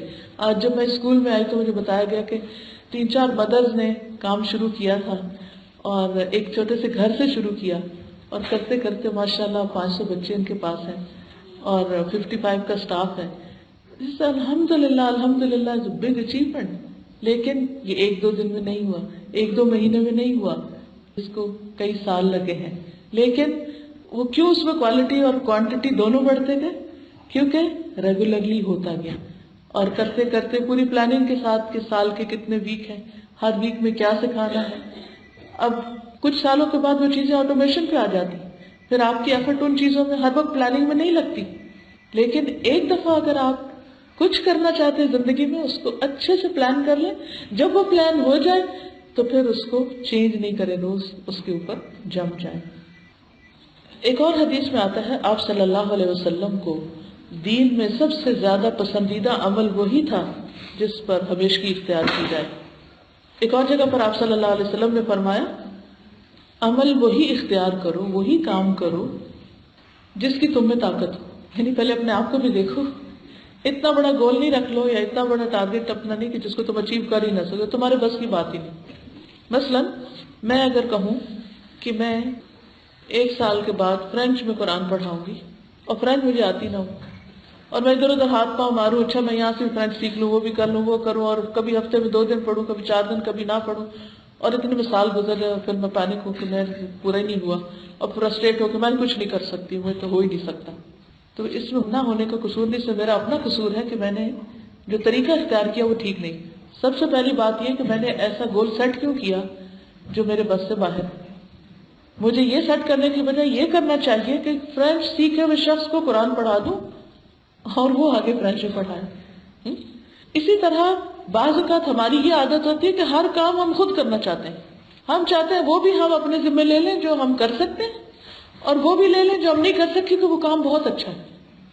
اب مثلا میں کہوں میرا تو بہت دل کٹتا ہے فرینچ مسلمز کے لیے، ان کے لیے زندگی بہت مشکل ہو گئی ہے کیونکہ خواتین کو نقاب کی پرمیشن نہیں ہے اور ان کو اسلام کے بارے میں بہت اویئرنیس کے ریسورسز نہیں ہیں۔ اچھا کوئی اتنا نہیں کر، چلو میں ہی کر لیتی ہوں۔ نہیں، دس از رانگ، ہر چیز مجھے نہیں کرنی۔ تو اسی طرح جب آپ کسی کو کوئی کام کرتے ہوئے دیکھیں، مثلا کوئی اسکول چلا رہا ہے، بہت سکسیسفل اسکول، اب آپ کو یہ تو بہت نیکی کا کام، مجھے بھی یہ کرنا چاہیے، اور آپ اس کو لے کے چل پڑے، نہ آپ کے پاس کوالیفیکیشن ہو، نہ آپ کے حالات ایسے ہوں، گھر سے اجازت دیتے ہوں کہ آپ ریگولر رہ سکیں، نہ آپ کے فائنینشیل آپ کی جو حیثیت ہے وہ ایسی ہو۔ تو ایسی صورت میں یہ کرنے کی بجائے کہ آپ ایک اسکول کھول لیں، آپ کو یوں کرنا چاہیے کہ جن لوگوں نے اسکول کھولا ہوا ہے ان کی جا کے مدد کر دیں، آپ کو بھی وہی اجر مل جائے گا، لیکن اس کے لیے سال کے ہر ہفتے میں once a week لازمی جانا پڑے گا، ریگولیرٹی کے ساتھ کام کرنا پڑے گا۔ اگر آپ ریگولرلی وہ کام کرتے چلے جائیں گے تو آپ کا ایکسپیرینس بڑھتا جائے گا اور آپ کے لیے اور راستہ زیادہ کھلتا جائے گا۔ شروع میں جب ہم چلتے نا تو اتنا سا پیسج ہوتا ہے، چلتے چلتے چلتے چلتے چلتے وہ بڑھتا جاتا ہے اور ایک نہیں کئی ونڈوز اوپن ہو جاتی ہیں، لیکن اس کے لیے شرط کیا ہے؟ ریگولیرٹی، استقامت، دوام۔ فرمایا کہ وہ کام کرو جس کی تم میں طاقت ہو، کیونکہ اللہ سبحانہ و تعالیٰ ثواب دینے سے نہیں تھکتا، اس کے پاس بہت ثواب ہے، تم خود ہی اکتا جاؤ گے۔ یعنی ایسا کام بھی نہ شروع کرو کہ جو 4 دن تو کیا اور 5ویں دن تھک کے سو گئے کہ میں نہیں کر سکتا۔ یہ کہنا کہ میں نہیں کر سکتا یہ بہت ہی برا ہے۔ وہ شروع کرو جو کر سکتے، اپنے آپ کو ٹرائی ضرور دو، لیکن اچھا بھلا کرتے کرتے شیطان کی باتوں میں آ کے چھوڑ مت دو۔ پھر اسی طرح آپ نے فرمایا کہ اچھا کام وہی ہے جو ہمیشہ ہو، خواہ تھوڑا ہی کیوں نہ ہو۔ چنانچہ نبی صلی اللہ علیہ وسلم جب کوئی نماز شروع کرتے تو اسے ہمیشہ پڑھتے، جیسے تہجد ہے تو پھر ہمیشہ پڑھتے، دیگر نوافل ہیں تو ہمیشہ پڑھتے۔ ابو سلمہ فرماتے ہیں کہ انہوں نے عائشہ رضی اللہ تعالی عنہا سے ان 2 رکعتوں کے بارے میں پوچھا جنہیں رسول اللہ صلی اللہ علیہ وسلم عصر کے بعد پڑھا کرتے تھے۔ اب یہ آپ کی خصوصیت ہے، ہمیں اجازت نہیں ہے لیکن آپ کے لیے رخصت تھی۔ تو عائشہ رضی اللہ تعالی عنہا نے فرمایا کہ آپ صلی اللہ علیہ وسلم ان 2 رکعتوں کو عصر کی نماز سے پہلے پڑھا کرتے تھے، پھر آپ ایک مرتبہ کسی کام میں مشغول ہو گئے، پڑھنا بھول گئے، تو اس لیے آپ نے بعد میں پڑھی کہ آپ اس کو ہمیشہ پہلے پڑھا کرتے تھے، اور پھر آپ جو بھی نماز پڑھتے اس کو ہمیشہ پڑھتے۔ یعنی ہمیں تو غیر مؤکدہ ہے نا عصر سے پہلے کی 2 رکعت، تو یہ جو بعد میں آپ نے پڑھی وہ ہر روز ایسے نہیں پڑھتے تھے، پہلے پڑھتے تھے، لیکن جب ایک دن پہلے نہیں پڑھ سکی تو بعد میں پڑھ لی۔ تو اس سے یہ پتہ چلتا ہے کہ اگر آپ کوئی کام کر رہے ہیں، کوئی آپ کا وظیفہ ہے، کوئی آپ کا طریقہ ہے، جو بھی زندگی میں نیکی کا کام، چاہے صدقہ خیرات ہے، لوگوں کی مدد ہے، واٹ ایور، کہیں آپ والنٹیئر کرتے ہیں، کچھ بھی، اگر کسی وقت کسی مجبوری کی وجہ سے وہ نہیں کر سکے تو کسی دوسرے وقت میں اس کو کمپنسیٹ کر لیں، ڈبل ڈوز کر لیں۔ پھر اسی طرح یہ ہے کہ جس بات کا ارادہ کر لیں اس پر جمے رہیں۔ حکیم بن حزام کے بارے میں آپ نے سنا ہوگا، حضرت خدیجہ کے بھتیجے تھے۔ وہ کہتے ہیں کہ میں نے رسول اللہ صلی اللہ علیہ وسلم سے کچھ مانگا، آپ نے مجھے دے دیا، کچھ دن کے بعد پھر مانگا، آپ نے پھر دے دیا، کچھ دن کے بعد پھر مانگا، تو آپ نے فرمایا اے حکیم، یہ دولت بڑی سرسبز اور شیریں ہے، بہت میٹھی ہے، لیکن جو شخص اس کو دل کو سخی رکھ کے لے تو اس کی دولت میں برکت ہوتی ہے، یعنی اسے لالچ نہ ہو اس کا، اور جو لالچ کے ساتھ لیتا ہے تو اس کی دولت میں کچھ بھی برکت نہیں ہوتی۔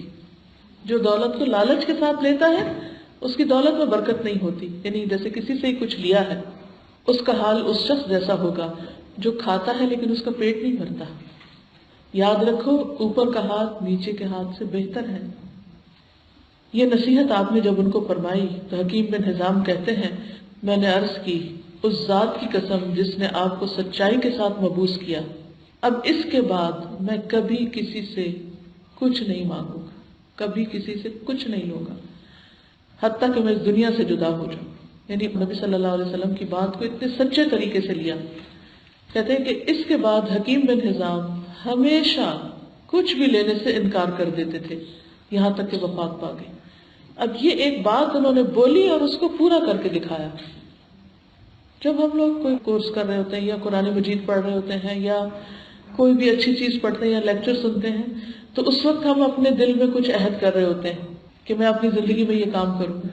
پھر کیا ہوتا ہے، وہ ماحول ختم، وہ لیکچر ختم، وہ لوگ چلے گئے، اب ہم رہ گئے اکیلے. پھر ہم بہانے بنانے لگتے ہیں، وہ تو میں نے اس وجہ سے کہا تھا، وہ تو میں نے اس وقت کہا تھا جب میں بہت سمجھدار نہیں تھا، وہ تو میں نے ایسے ہی جلدی میں کہہ دیا. یعنی وہی وہ نظر، وہ وعدہ، وہ کمٹمنٹ، وہ سب بھول جاتے ہیں اور اتنے بہانے کرتے ہیں کہ بس اپنے آپ کو ہی مظلوم سمجھ لیتے ہیں اور سچا مان لیتے ہیں. تو پہلے تو یہ ہے کہ اپنی طاقت سے بڑھ کے کوئی چیز لو نہ اپنے اوپر. لیکن اگر آپ اچھی طرح جائزہ لے لیتے ہیں کہ نہیں میں کر سکتی ہوں اور تھوڑی تکلیف تو ہر کام میں ہوتی ہے، تو پھر اس کے بعد اس بات سے پھرنا نہیں، ہٹنا نہیں، بدلنا نہیں. پھر چاہے آسانی ہے یا مشکل، پھر اس کو کرنا ہے. اور وہ ایک ٹیسٹ ہوتا ہے، جب آپ شروع کر دیتے ہیں تو پھر تھوڑے دن کے بعد وہی کام آسان بھی ہو جاتا ہے. پھر اسی طرح یہ ہے کہ جو بھی اللہ تعالیٰ کی اطاعت کے ہم کام کرتے ہیں ان کو موت تک جاری رکھنا ہے. قرآن مجید میں آتا ہے یا ایھا الذین آمنوا اتقوا اللہ حق تقاتہ ولا تموتن الا وانتم مسلمون، کہ اے لوگو جو ایمان لائے ہو اللہ کا تقوی اختیار کرو اور تمہیں موت نہ آئے مگر اس حال میں کہ تم مسلمان ہو، فرما بردار ہو. رسول اللہ صلی اللہ علیہ وسلم نے فرمایا تم میں سے جو شخص چاہتا ہے کہ اسے جہنم کی آگ سے بچا لیا جائے اور وہ جنت میں داخل ہو جائے تو اسے اس حال میں موت آنی چاہیے کہ وہ اللہ اور یوم آخرت پر ایمان رکھتا ہو اور لوگوں کو وہ دے جو خود لینا پسند کرتا ہو.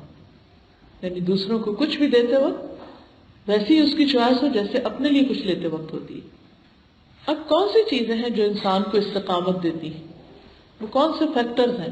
کیا طریقہ ہو کہ ہمارے اندر وہ ہیبٹس ڈیولپ ہو جائیں کہ ہم ایک چیز کو کریں اور پھر اس پر جم جائیں؟ سب سے پہلے بات یہ ہے کہ استقامت کے لیے صراط مستقیم کا ہونا ضروری ہے اور صراط مستقیم کو پہچاننا ضروری ہے. صراط مستقیم کا مطلب ہوتا ہے سیدھا رستہ. سیدھا رستہ کہاں سے پتہ چلتا ہے؟ قرآن و سنت سے.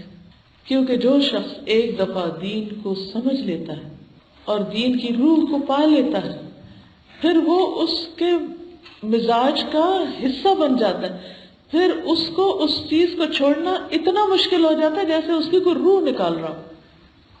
سوچئے وہ کون سی چیز ہے آپ کی زندگی میں کہ آپ کسی بھی قیمت پہ نہیں چھوڑ سکتے؟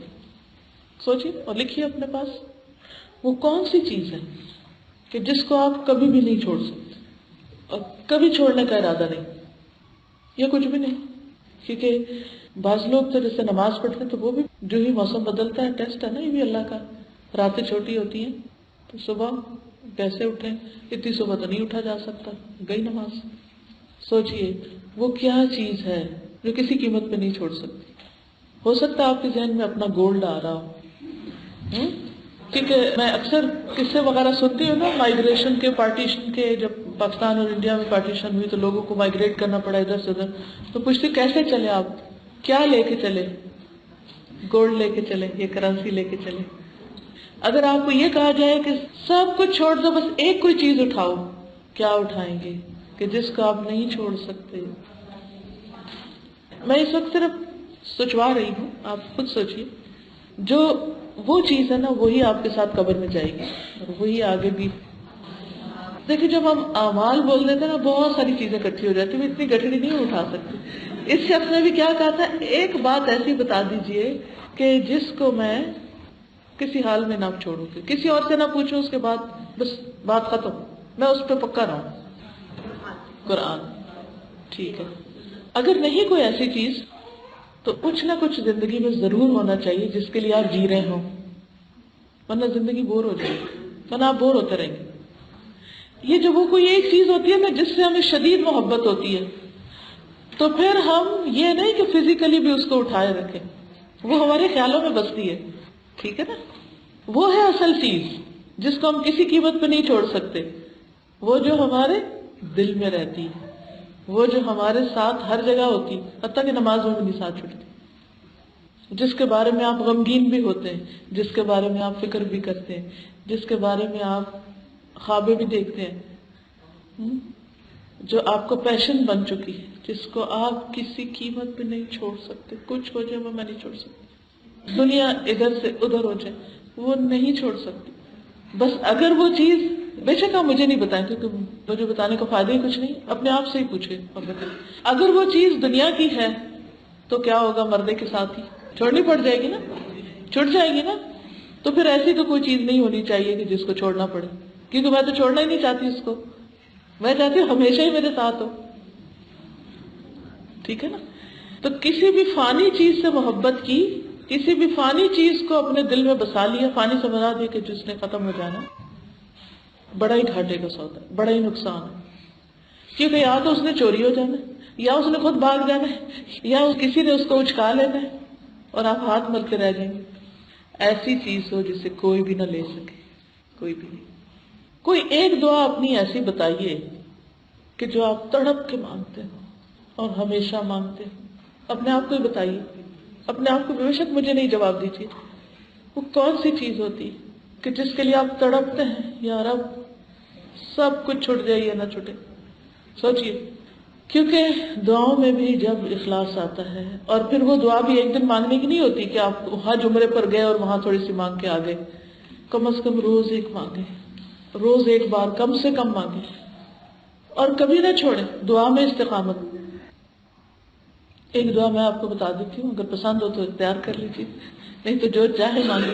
کیونکہ ہوتا پتہ کیا ہے، جب ہم دعا مانگنے لگتے ہیں تو جو ایک چیز ہمارے دماغ کو چھائی ہوتی ہے نا، وہ ہر وقت اٹھتے بیٹھتے ہیں وہی مانگ رہے ہوتے ہیں، یا پھر اسی سے شروع کرتے ہیں اسی پہ ختم کر دیتے ہیں، اور وہ بدلتی بھی رہتی ہے، کبھی بچہ بیمار ہے تو اس کے لیے، کبھی کچھ اور ہے تو اس کے لیے، بس جو وقتی پریشانی ہماری دماغ پہ ہوتی ہے بس اس کے لیے مانگ لیتے، بات ختم۔ وہ باقی سب ٹھیک ہے، کچھ دعائیں اس طرح کی ہوں گی جو آتی جاتی نہیں، میں نہیں کہتی کہ وہ نہ مانگے، وہ بے شک مانگتے رہیں۔ ایک دعا ایسی جو ہمیشہ ہی مانگے، اور وہ ہے اللہ تیرا دیدار چاہیے۔ موسیٰ علیہ السلام نے کہا کہ ربی ارنی انظر الیک، اللہ تیرا دیدار چاہیے، کیونکہ وہ ہے الٹیمیٹ ہیپینس، الٹیمیٹ، اس کے آگے کچھ نہیں۔ اس سے پہلے بھی چیزیں ہیں، بہت ساری چیزیں، جنت ہے، جنت کی نعمتیں ہیں، جنت کے کمپینین ہیں، حضور صلی اللہ علیہ وسلم کی شفاعت ہے، آپ کا قرب ہے، آپ کا ساتھ ہے، وغیرہ وغیرہ سب ہے۔ لیکن جب انسان کو اللہ سبحانہ وتعالیٰ کا دیدار ملے گا تو اس کے بعد ہر چیز بھول جائے گی۔ تو ایک دفعہ روز، زیادہ تو جو مرضی کرے، لیکن ایک دفعہ روز۔ اسی طرح صراط مستقیم، شکر ہے اللہ تعالیٰ نے ہر نماز میں لکھ ہی دیا کہ اس کے بغیر تو نماز ہی نہیں ہوگی۔ اہدنا الصراط المستقیم صراط الذین انعمت علیہم غیر المغضوب علیہم ولا الضالین، کیونکہ سیدھا ہو کے سیدھے راستے پہ چلنا زیادہ درست ہے بنسبت اس کے کہ انسان کبھی ادھر ہو جائے، کبھی ادھر ہو جائے، کبھی ادھر ہو جائے، کبھی ادھر ہو جائے۔ اسٹریٹ بات، سیدھا جو اللہ تک پہنچائے، اس کی دعا مانگنی چاہیے اور اس کو پانے کے لیے کوشش کرنی چاہیے۔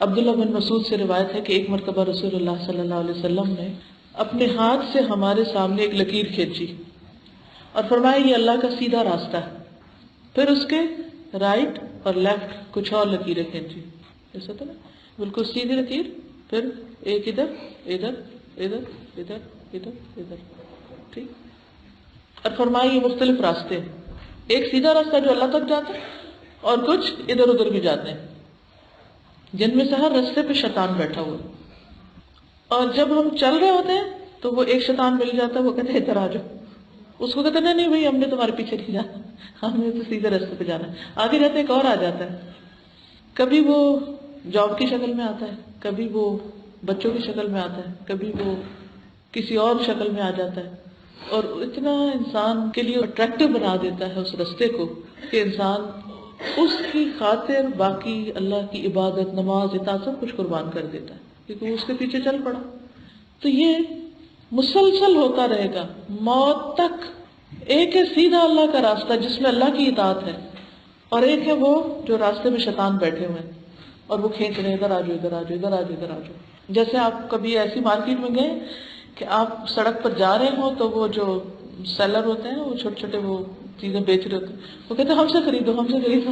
مکہ مدینہ میں جاتے ہیں نا تو وہ پیچھے پڑ جاتے ہیں. نماز پڑھنے آپ جا رہے تھے، وہ بعض تو آ کے یہ دیکھو باجی یہ کتنے کا ہے، یہ لے لو یہ لے لو یہ لو. اب آپ کو اگر پتا ہے کہ مجھے اس میں سے کچھ بھی نہیں چاہیے تو آپ ادھر نہیں کھڑے ہو جائیں گے، دیکھیں گے بھی نہیں. چاہے لوگوں کا مجمع لگاؤ نہیں دیکھیں گے، کیونکہ آپ کو یہاں سے کچھ نہیں چاہیے.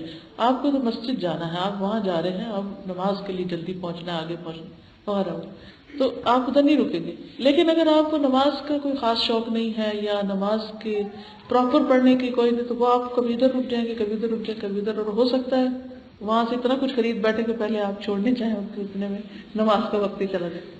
اس طرح ہوتا ہے نا ہمارے ساتھ، یعنی کہ ہم اچھے بھلے چل رہے ہوتے ہیں، یعنی استقامت میں خلل کہاں سے آتا ہے؟ اچھے بھلے چل رہے ہوتے ہیں اور بیچ میں پتہ نہیں کیا چیز آ جاتی ہے اور وہ ہر چیز توڑ پھوڑ کے رکھ دیتی ہے. کبھی ہمارا نفس آ جاتا ہے، کبھی کچھ اور ہوتا ہے، لیکن اصل میں وہ شیطان ہی ہوتا ہے. شیطان جو ہے وہ صرف کوئی خاص کسی مخصوص شکل کا نام نہیں ہے کہ بس وہ ایک چیز ہے جس کا نام شیطان ہے.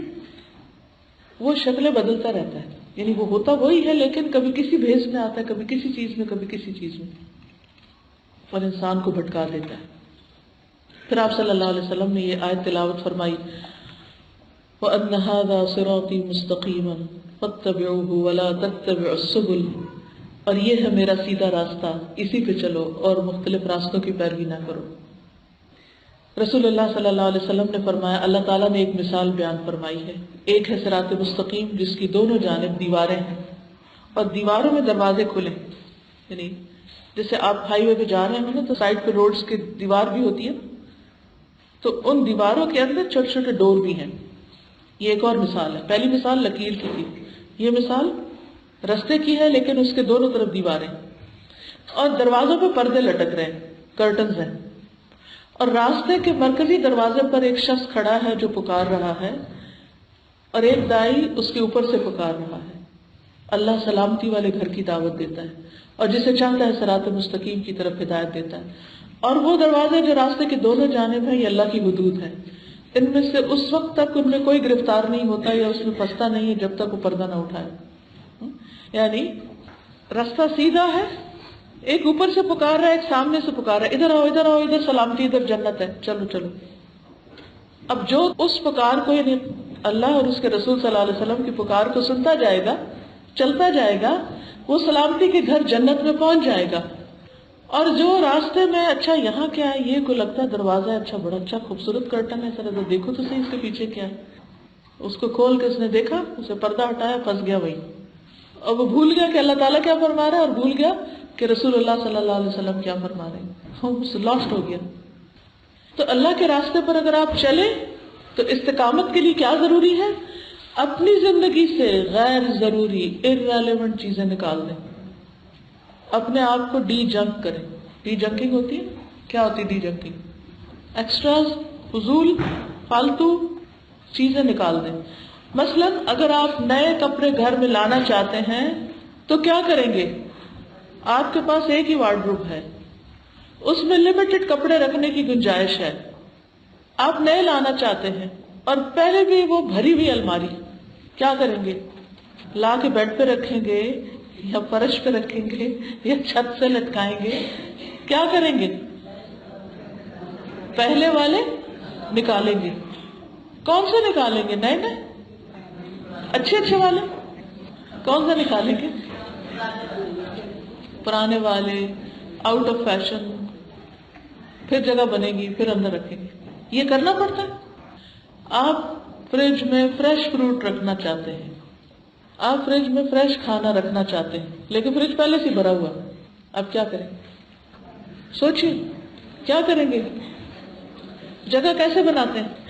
ایک لمیٹڈ جگہ ہے نا. اگر آپ نے ڈبے بھر کے رکھے ہوئے ہیں اور اس کے ایک اور ڈبہ ٹھوسنا چاہیں گے تو دروازہ نہیں بند ہوگا. اس میں سے کچھ نکالیں گے. کیا نکالیں گے؟ جو باسی کھانا ہے نکالنا پڑے گا نا، اس کو رکھنے کے لیے اس کو نکالنا پڑے گا.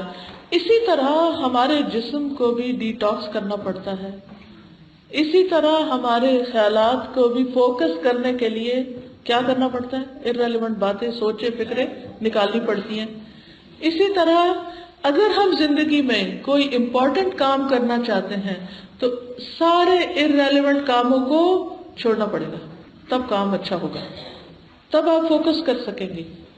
ورنہ آپ نئے کپڑوں کی خوشی سے محروم رہ جائیں گے کیونکہ آپ کے پاس رکھنے کی جگہ نہیں. آپ اچھا کھانا نہیں کھا سکتے کیونکہ آپ نے پہلے جنک بہت اکٹھا کر کے رکھا ہوا ہے. آپ گھر میں نیا فرنیچر لانا چاہتے ہیں، اور یہاں کے لوگ تو بہت اچھی طرح سمجھ سکتے ہیں کہ ایک بھی چیز گھر میں ایکسٹرا لانے کا مطلب کیا ہے. آپ نیا نہیں لا سکتے فرنیچر جب تک آپ پرانا نہیں نکالیں گے. پرانا کیوں نکالنا چاہتے ہیں؟ کیونکہ اب آپ کی ایج بڑی ہو گئی ہے، وہ اب آپ کے لیے فٹ نہیں رہا، آپ کو چینج لانی پڑ رہی ہے. ایک دن میں کتنے گھنٹے ہوتے ہیں؟ 24 آورس. 24 آورس میں سے اپنی سلیپ اور ضروری چیزوں کے علاوہ باقی ٹائم کو آورلی آپ ڈیوائڈ کیجئے. اس گھنٹے میں کیا کرتی ہوں، اس میں کیا کرتی ہوں، اس میں کیا کرتی ہوں، اور کیا واقعی وہ گھنٹہ پروڈکٹیو ہے، یا بس میں ادھر ادھر باتیں، ادھر کبھی ٹی وی دیکھ لیا، کبھی فون کر لیا، کبھی کچھ اور کر لیا، کبھی دل چاہا یہ نئی ریسیپی ٹرائی کرو، کچھ پکانے لگ گئے، کبھی کچھ. اب وہ آپ کو جو شوق ہے، آپ کے جو عزم ہے میں بہت کچھ سیکھوں، علم حاصل کروں، قرآن کا ترجمہ آ جائے وغیرہ وغیرہ، وہ کس وقت ہوں گے؟ نہ پلاننگ ہے، نہ ڈویژن آف ٹائم ہے، نہ ٹائم مینجمنٹ ہے، نہ آپ نے فضول چیزیں نکالی ہیں زندگی سے، تو اچھی چیزیں کب کر سکیں گے؟ نہیں کر سکیں گے. اس لیے بہت ضروری ہے کہ اس پر سوچئے اور امپورٹنٹ اور موسٹ امپورٹنٹ کو پرائرٹی دیجیے زندگی میں، ان امپورٹنٹ اور irrelevant چیزوں کو باہر نکالیے جن کے بغیر بھی زندگی بہت اچھی گزر سکتی. کوالٹی لائف کے لیے ضروری ہے کہ آپ زیادہ مفید چیزوں کو زیادہ کریں اور جو غیر ضروری ہیں ان کو نکال دیں. ضروری چیز کیا ہے ضروری چیزوں میں سے جس کی وجہ سے ہمیں استقامت ملتی ہے، ہمارا دل ٹھیک ہوتا ہے اور ہم صحیح راستے پہ چل سکتے ہیں؟ کتاب و سنت کا علم حاصل کرنا. This should be your priority number 1. Allah سبحانہ و تعالیٰ کو پہچاننے کے لیے بھی علم چاہیے. قرآن مجید میں آتا ہے فَاعْلَمْ أَنَّهُ لَا إِلَٰهَ إِلَّا هُوَ، جان لو کہ اللہ کے سوا کوئی الہ نہیں. پھر اسی طرح نماز پڑھنی ہے، علم چاہیے. روزہ رکھنا، علم چاہیے. کوئی بھی کام کرنا ہے، یو نیڈ نالج. ہماری کتنی نمازیں کنفیوژن میں خراب ہوتی ہوں گی، پتہ نہیں سجدہ صاحب کرنا چاہیے تھا کہ نہیں، پتہ نہیں آپ بھول گئی ہوں یہ ٹھیک کیا کہ نہیں، پتہ نہیں نماز قبول ہوئی ہے کہ نہیں. کیونکہ we are always in confusion. We are always in need of somebody to tell us whether we are right or wrong. Why are you so dependent upon others? You should learn yourself. خود سیکھیے، خود جانیے، تھوڑا تھوڑا کر کے سیکھتے جائیے. نماز ٹھیک کرنی ہے، نماز کی کتاب لے لیجیے. نماز نبی بہت اچھی کتاب ہے، میں نے اس کو کئی دفعہ پڑھا ہے. تھوڑا تھوڑا کر کے ایک ایک چیز پڑھ کے چیک کرتی تھی، ٹھیک کر رہی ہوں، ٹھیک کر رہی ہوں، ٹھیک کر رہی ہوں. کیونکہ ہر روز کس سے پوچھوں گی کہ یہ ٹھیک ہے کہ نہیں، ٹھیک ہے کہ نہیں. ایک طریقہ یہ ہے کہ آپ روز کسی کو فون کریں، اچھا یہ بتا دے، وہ بتا دے، وہ آگے سے ملا نہیں، وہ بھول ہی گئے پوچھنا. اگلی نماز کا وقت ہے، ایک اور خرابی کر لی. اور پھر وہ جب گلٹ بیٹھتی تو کہتے پتہ نہیں قبول ہوتی کہ نہیں، چلو پڑھو ہی نا، پھر چھٹ جاتا ہے. تو ہماری لائف میں کھانے پینے سے بھی زیادہ امپورٹنٹ چیز صحیح علم کا حاصل کرنا ہے، رائٹ نالج، تاکہ ہم ہر چیز ٹھیک کر کے جائیں. یہ زندگی صرف ایک دفعہ ملی ہے اور اس کے بعد بہت بڑا ٹیسٹ ہے، بہت سخت امتحان ہے. اگر وہ پاس نہیں کیا تو بڑی مشکل ہو سکتی ہے اس ٹیسٹ کی تیاری. رسول اللہ صلی اللہ علیہ وسلم نے فرمایا جو ایسے راستے پہ چلتا ہے جس میں وہ علم تلاش کرتا ہے، اللہ تعالیٰ اس کے لیے جنت کا راستہ آسان کر دیتے ہیں. تو علم حاصل کرنا جنت کے راستے کو آسان کرتا ہے. نبی صلی اللہ علیہ وسلم نے فرمایا دو لوگوں کا پیٹ نہیں بھرتا، ایک علم کا چاہنے والا اور ایک دنیا کا چاہنے والا. یعنی جس کو دنیا سے محبت ہو وہ بھی کبھی نہیں بیٹھتا، وہ بھی کچھ نہ کچھ دنیا حاصل کرنے کی کوشش کرتا رہتا. اور اسی طرح جو علم والا ہے اس کو اور سیکھنا ہے، اور سیکھنا، اور سیکھنا ہے، اور جاننا ہے. پھر جماعت سے جڑے رہنا. آپ کوئی بھی ایسی آرگنائزیشن جوائن کر سکتے ہیں جو آپ کو قرآن و سنت کے ساتھ جوڑ کے رکھتی ہے. اکیلے نہ رہیں، کیونکہ اکیلے انسان کو بھیڑیا کھا جاتا ہے، شیطان بہت جلدی حملہ آور ہوتا ہے۔ اچھے دوستوں کے ساتھ رہیے، نیک لوگوں کی صحبت اختیار کیجیے، چاہے آپ کو ونس اے ویک ہی موقع ملے سب کے ساتھ اکٹھے ہونے کا، اکیلے نہ رہیے۔ رسول اللہ صلی اللہ علیہ وسلم نے فرمایا شیطان اس کے ساتھ ہے جو جماعت سے علیحدہ ہو، وہ اس کو ایڑی مار کر بھگاتا ہے اور دور لے جاتا ہے۔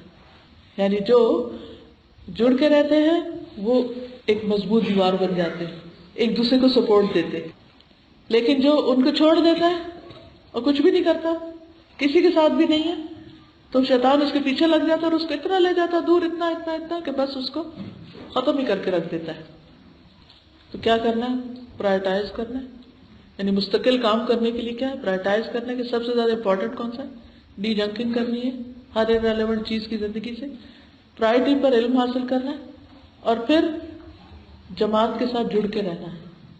پھر اسی طرح فرائض کی ادائیگی سب سے پہلے، جو آپ کی ڈیوٹیز ہیں۔ قرآن مجید میں آتا ہے سورۃ المعارج آیت 19 to 23، بہت ہی خوبصورت آیتیں ہیں۔ ان الانسان خلق ہلوعا، بے شک انسان تھوڑ دلا بنایا گیا ہے، یعنی اس بہت چھوٹے دل کا ہے یا نہیں؟ بعض اوقات آپ دیکھیں ہم سب اپنے آپ کو بھی نہیں سمجھ سکتے کہ چھوٹی سی بات پہ اتنے ہم ڈسٹرب ہو جاتے ہیں۔ چھوٹی سی بات پر کئی دفعہ خواتین کہتی ہیں آج ہم فلاں بات سے پوری رات نہیں سو سکے۔ مجھے اتنی حیرت ہوتی ہے کہ یہ بات واقعی ایسی بات تھی کہ ہم اپنی نیند خراب کر لیتے۔ چھوٹا دل، کسی نے کچھ کہہ دیا بس دل میں رکھ لیا، مائنڈ کر لیا، کسی کی کوئی غلطی دیکھی ساری نیکیوں کو بلا دیا، اس کی سارے احسان بھول گئے، اس نے یہ کیوں کیا میرے ساتھ۔ یہ سب چیزیں مقصد سے ہٹانے والی تھی، ڈیٹریکٹ کر دیتی ہیں۔ ان الانسان خلق ہلوعا، یہ ہم ویکنس کے ساتھ پیدا ہوئے ہیں، اس کو اوور کم کرنا ہے ہم نے۔ ہمیں پتہ ہونا چاہیے کہ یہ ہے ہمارے اندر، سب کے اندر ہے، لیکن کچھ لوگ کر کر کے اپنے آپ پر کنٹرول کرتے جاتے ہیں۔ اذا مسہ الشر جزوعا، جب اسے کوئی تکلیف پہنچتی ہے تو بہت گھبرا جانے والا، بہت جزا فضا کرتا ہے کہ میرے ساتھ یہ کیوں ہو گیا۔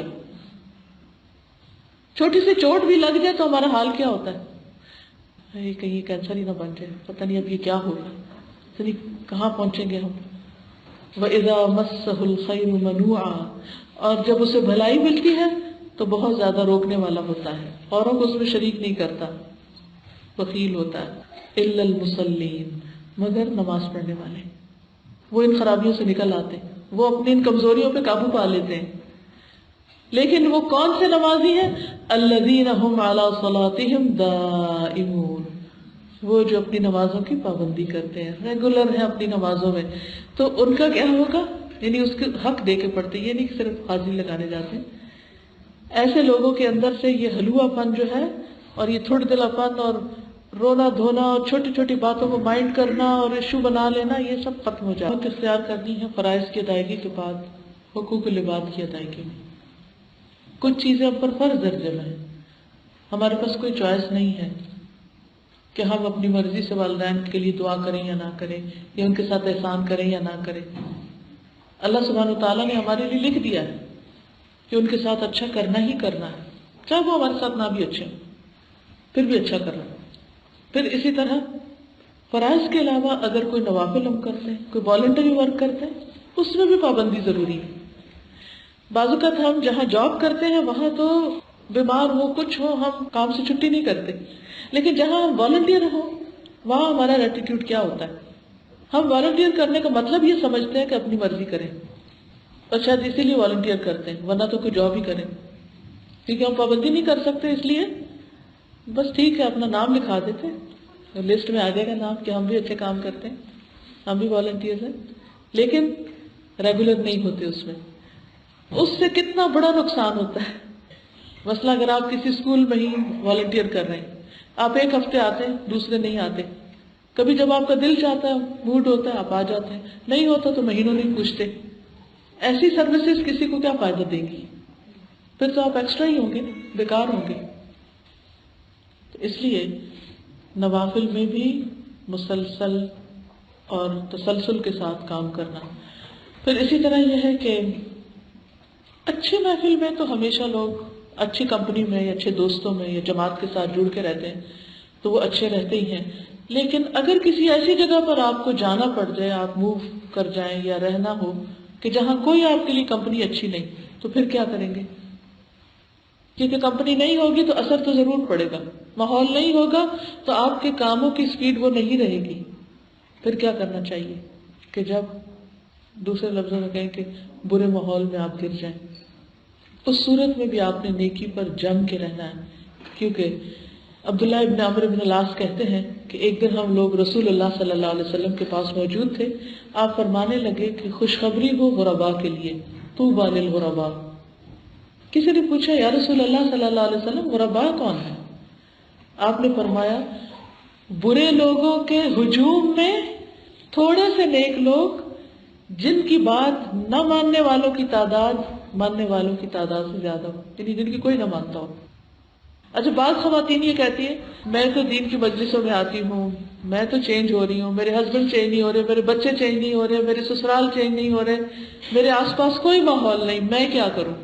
میں ہر طرف سے میرے اوپر طنز تیر، ہر طرف سے مجھے مشکل ہوتی ہے، مجھے کیا کرنا چاہیے؟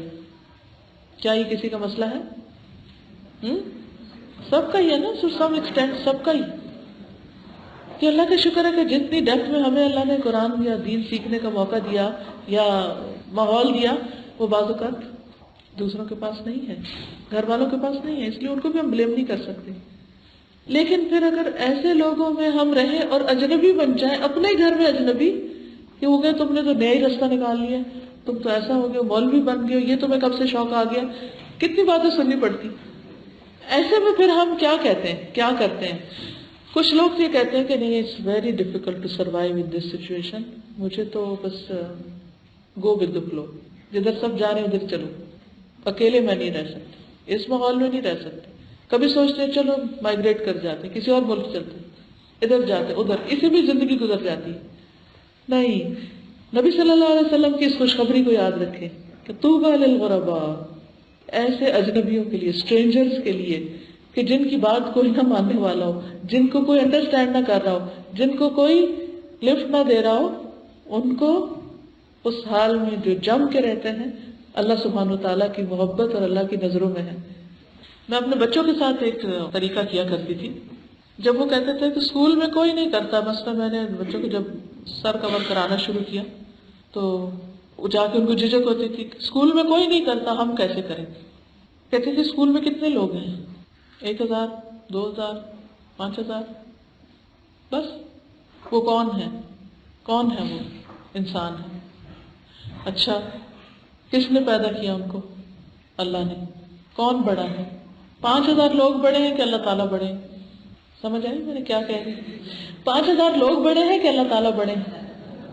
کیا کہیں گے آپ؟ کیا کہتے ہیں؟ اللہ تعالیٰ بڑے ہیں، 5000 لوگ نہیں بڑے. تو کس کو خوش کرنا ہے؟ اللہ تعالیٰ کو. کیا ملے گا؟ اور 5000 لوگوں کو خوش کر دیا تو کیا ملے گا؟ ملے گا کیا؟ کچھ بھی نہیں. کیونکہ پتہ کیا ہوتا ہے، بچے اسکولوں میں بلی ہوتے ہیں نا، پریشان ہوتے ہیں، تو ان کو اسٹرانگ کیجیے. آج ہی میں کسی کا پڑھ رہی تھی کہ جب ان کو بچوں نے بلی کرنا شروع کیا تو باپ نے کیا کیا، کراٹے میں ڈال دیا، سیلف ڈیفینس سیکھو. مجھے بہت اچھا لگا یہ ٹپ، کیونکہ سب کو تو ہم نہیں روک سکتے مگر اپنے اندر تو طاقت پیدا کریں نا. ہم سوسائٹی کو نہیں چینج کر سکتے، ہم اپنے آپ کو تو کریں، اپنے اندر تو ایمان لائیں. تو اسی طرح اگر 5000 لوگ حجاب نہیں پہنتے، آپ کسی بہت بگ کمپنی میں کام کرتے ہیں، وہاں کوئی حجاب نہیں لیتا، آپ اکیلی لڑکی ہیں، وہاں کوئی نماز نہیں پڑھتا، آپ اکیلے ہیں، آپ کو پورا گھر سوتا ہے، آپ کو اٹھ کے نماز پڑھنی ہوتی ہے. سوچا کریں اس وقت کون خوش ہو رہا ہے، اور مجھے اس کے بدلے میں اللہ تعالیٰ آپ کا دیدار چاہیے، میں آپ کو دیکھنا چاہتی ہوں. کچھ بھی مشکل نہیں، کچھ مشکل نہیں. اس لیے خود بھی اور بچوں کو بھی کانفیڈنس دیا کریں کہ ماما کوئی نہیں کرتا، سب نہیں کرتے، بھلے نہ کریں، سو واٹ، پوری دنیا نہ کرے. اور پھر آپ دیکھیں کہ جب ان کو آپ اگزامپل سے اور مختلف چیزیں دکھا کے سمجھاتے ہیں کہ پوری یونیورس کتنی بڑی ہے، کبھی اس سے بھی زیادہ جیسے خوف کی بات ہو نا، پوری یونیورس کتنی بڑی ہے، اس میں زمین کہاں ہے، کس گیلیکسی کے کس سولر سسٹم کے کس حصے میں کہاں پڑی ہوئی ہے زمین اور کتنی سی ہے؟ ایک ڈاٹ جتنی بھی نہیں ہے پورے کے مقابلے میں اگر دیکھیں جن کمپیریزن، اس میں اتنے سارے لوگ، اور اللہ کے سامنے کیا ہے؟ چیوٹیوں کی طرح ہے۔ اس میں اگر کوئی ایک شخص آپ کو روک رہا ہے تو اس کی سنیں گے یا اللہ کی سنیں گے؟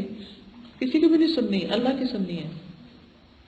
نماز کا وقت ہوتا ہے، وہ ادھر بلا رہا ہے، وہ ادھر بلا رہا ہے، وہ ادھر بلا رہا ہے، ٹھیک ہے اگر ان کی ضرورتیں ہیں ارجنٹ تو ان کو پورا کر دیں، لیکن اگر کوئی کہے نہیں نماز نہیں پڑھو بس میرے ساتھ بیٹھ کے باتیں ہی کرو، نہیں، مجھے میرا رب بلا رہا ہے۔ دنیا میں اگر ہم کسی ڈیوٹی پر نہیں جاتے تو کیا ہوتا ہے؟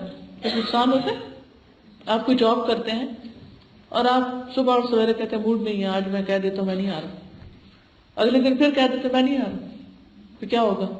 اگر کسی جاب سے 3 دن بھی آپ چھٹی کر لیں، میں نہیں آ رہا، مجھے نیند آئی ہے میں نہیں آ رہا، چوتھے دن فائر کر دیں گے ہم۔ فجر کی نماز کے ساتھ ہم کیا کر رہے ہیں؟ مجھے نیند آئی ہے میں نہیں آ رہا، کال آ گئی، نہیں میں نہیں آ رہا، مجھے نیند آ رہی، میں نہیں اٹھ سکتا، مجھے نیند آ رہی۔ کیا ہوگا؟ سوچئے کیا ہوگا؟ کچھ بھی نہیں۔ کیسے؟ اللہ سبحانہ وتعالیٰ واللہ شدید العقاب، سخت سزا دینے والا بھی، اس کی ریٹریبیوشن بہت سخت بھی ہے۔ یحذرکم اللہ نفسہ، اللہ تمہیں اپنے آپ سے ڈراتا بھی ہے، وہ ہے غفور الرحیم، وہ ہے الرحمن الرحیم، لیکن ڈرنا بھی چاہیے۔ پھر یہ ہے کہ استقامت کی دعا کرنی چاہیے، ربنا لا تزغ قلوبنا بعد اذ ہدیتنا وہب لنا من لدنک رحمہ انک انت الوہاب۔ اور حضرت ام سلمہ سے پوچھا گیا تھا کہ رسول اللہ صلی اللہ علیہ وسلم سب سے زیادہ کیا دعا مانگتے تھے، یعنی آپ کے پاس جب گھر میں ہوتے تو اکثر کیا دعا کرتے تھے؟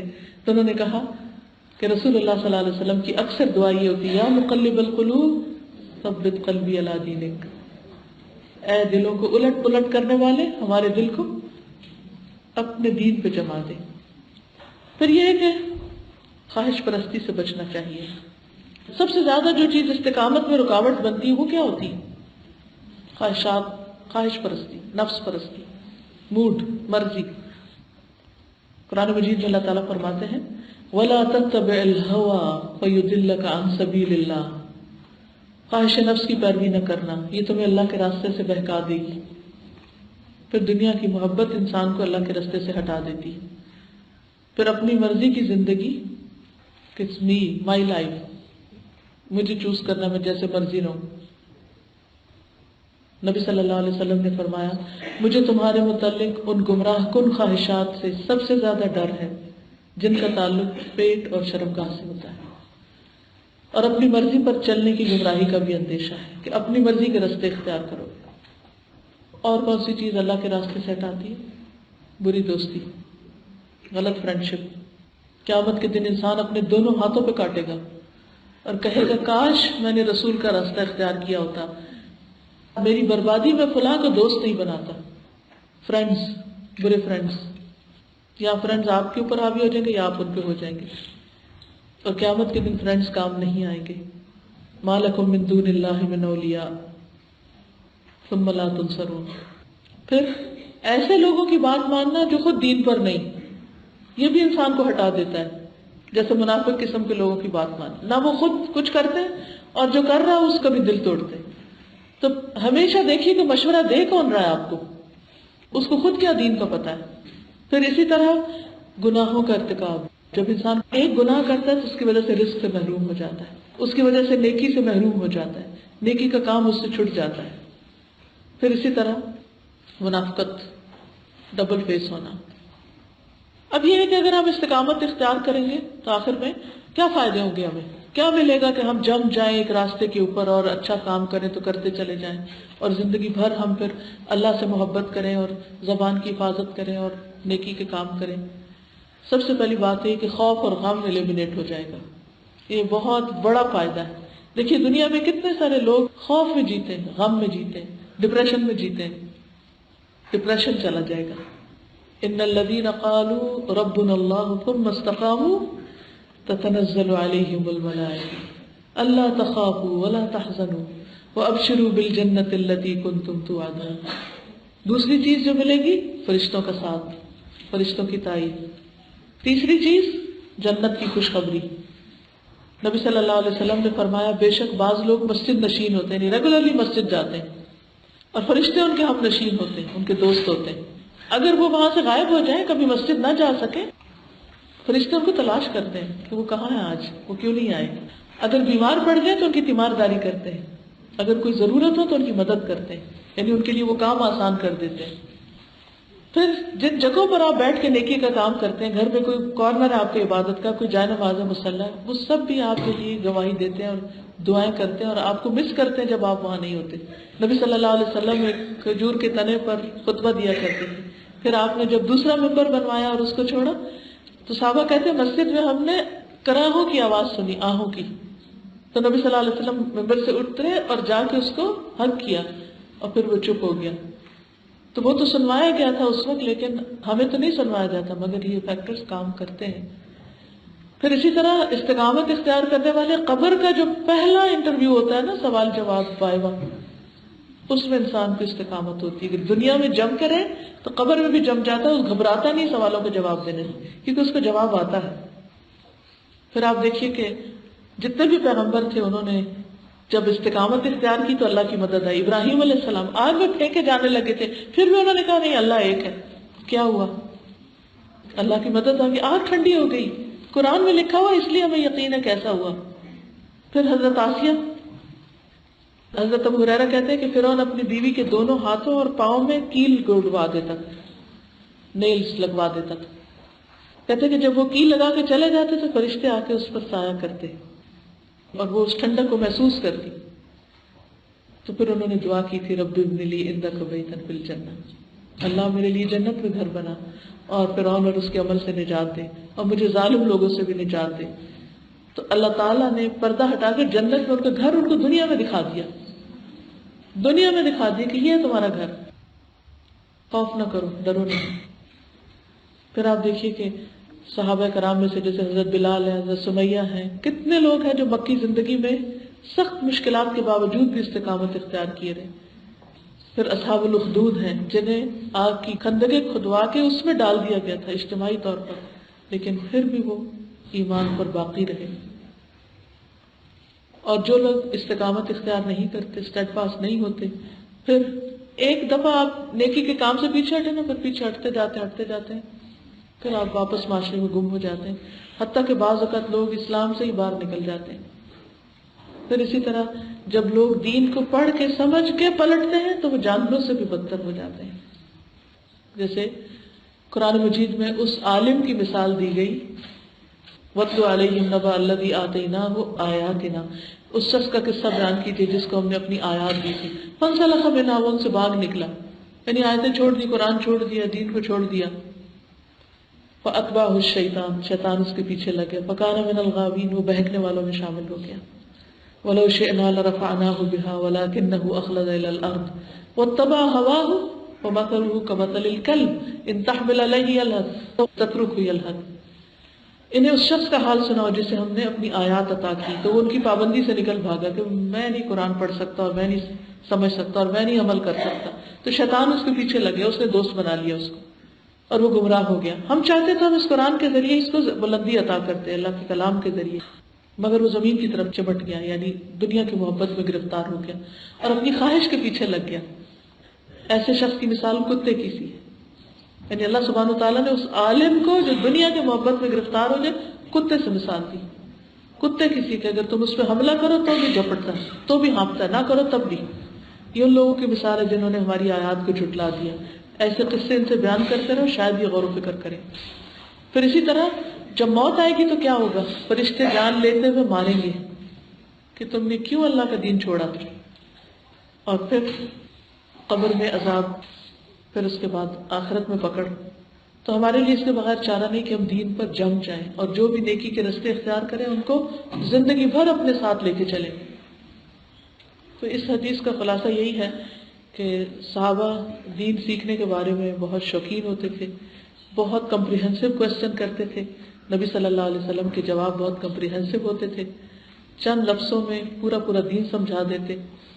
اور پھر استقامت کی اہمیت پتہ چلتی، دل کی درستگی کی اہمیت پتہ چلتی، اپنا محاسبہ کرتے رہنے کی بات پتہ چلتی کہ انسان مسلسل اپنے آپ کو ایویلویٹ کرتا رہے کہ وہ کہاں کھڑا ہے، اور یہ کہ دعائیں کرتا رہے اپنے لیے، اچھی کمپنی اختیار کرے تاکہ ہم اس حال میں دنیا سے جائیں کہ اللہ ہم سے راضی ہو۔ وآخر دعوانا ان الحمد للہ رب العالمین۔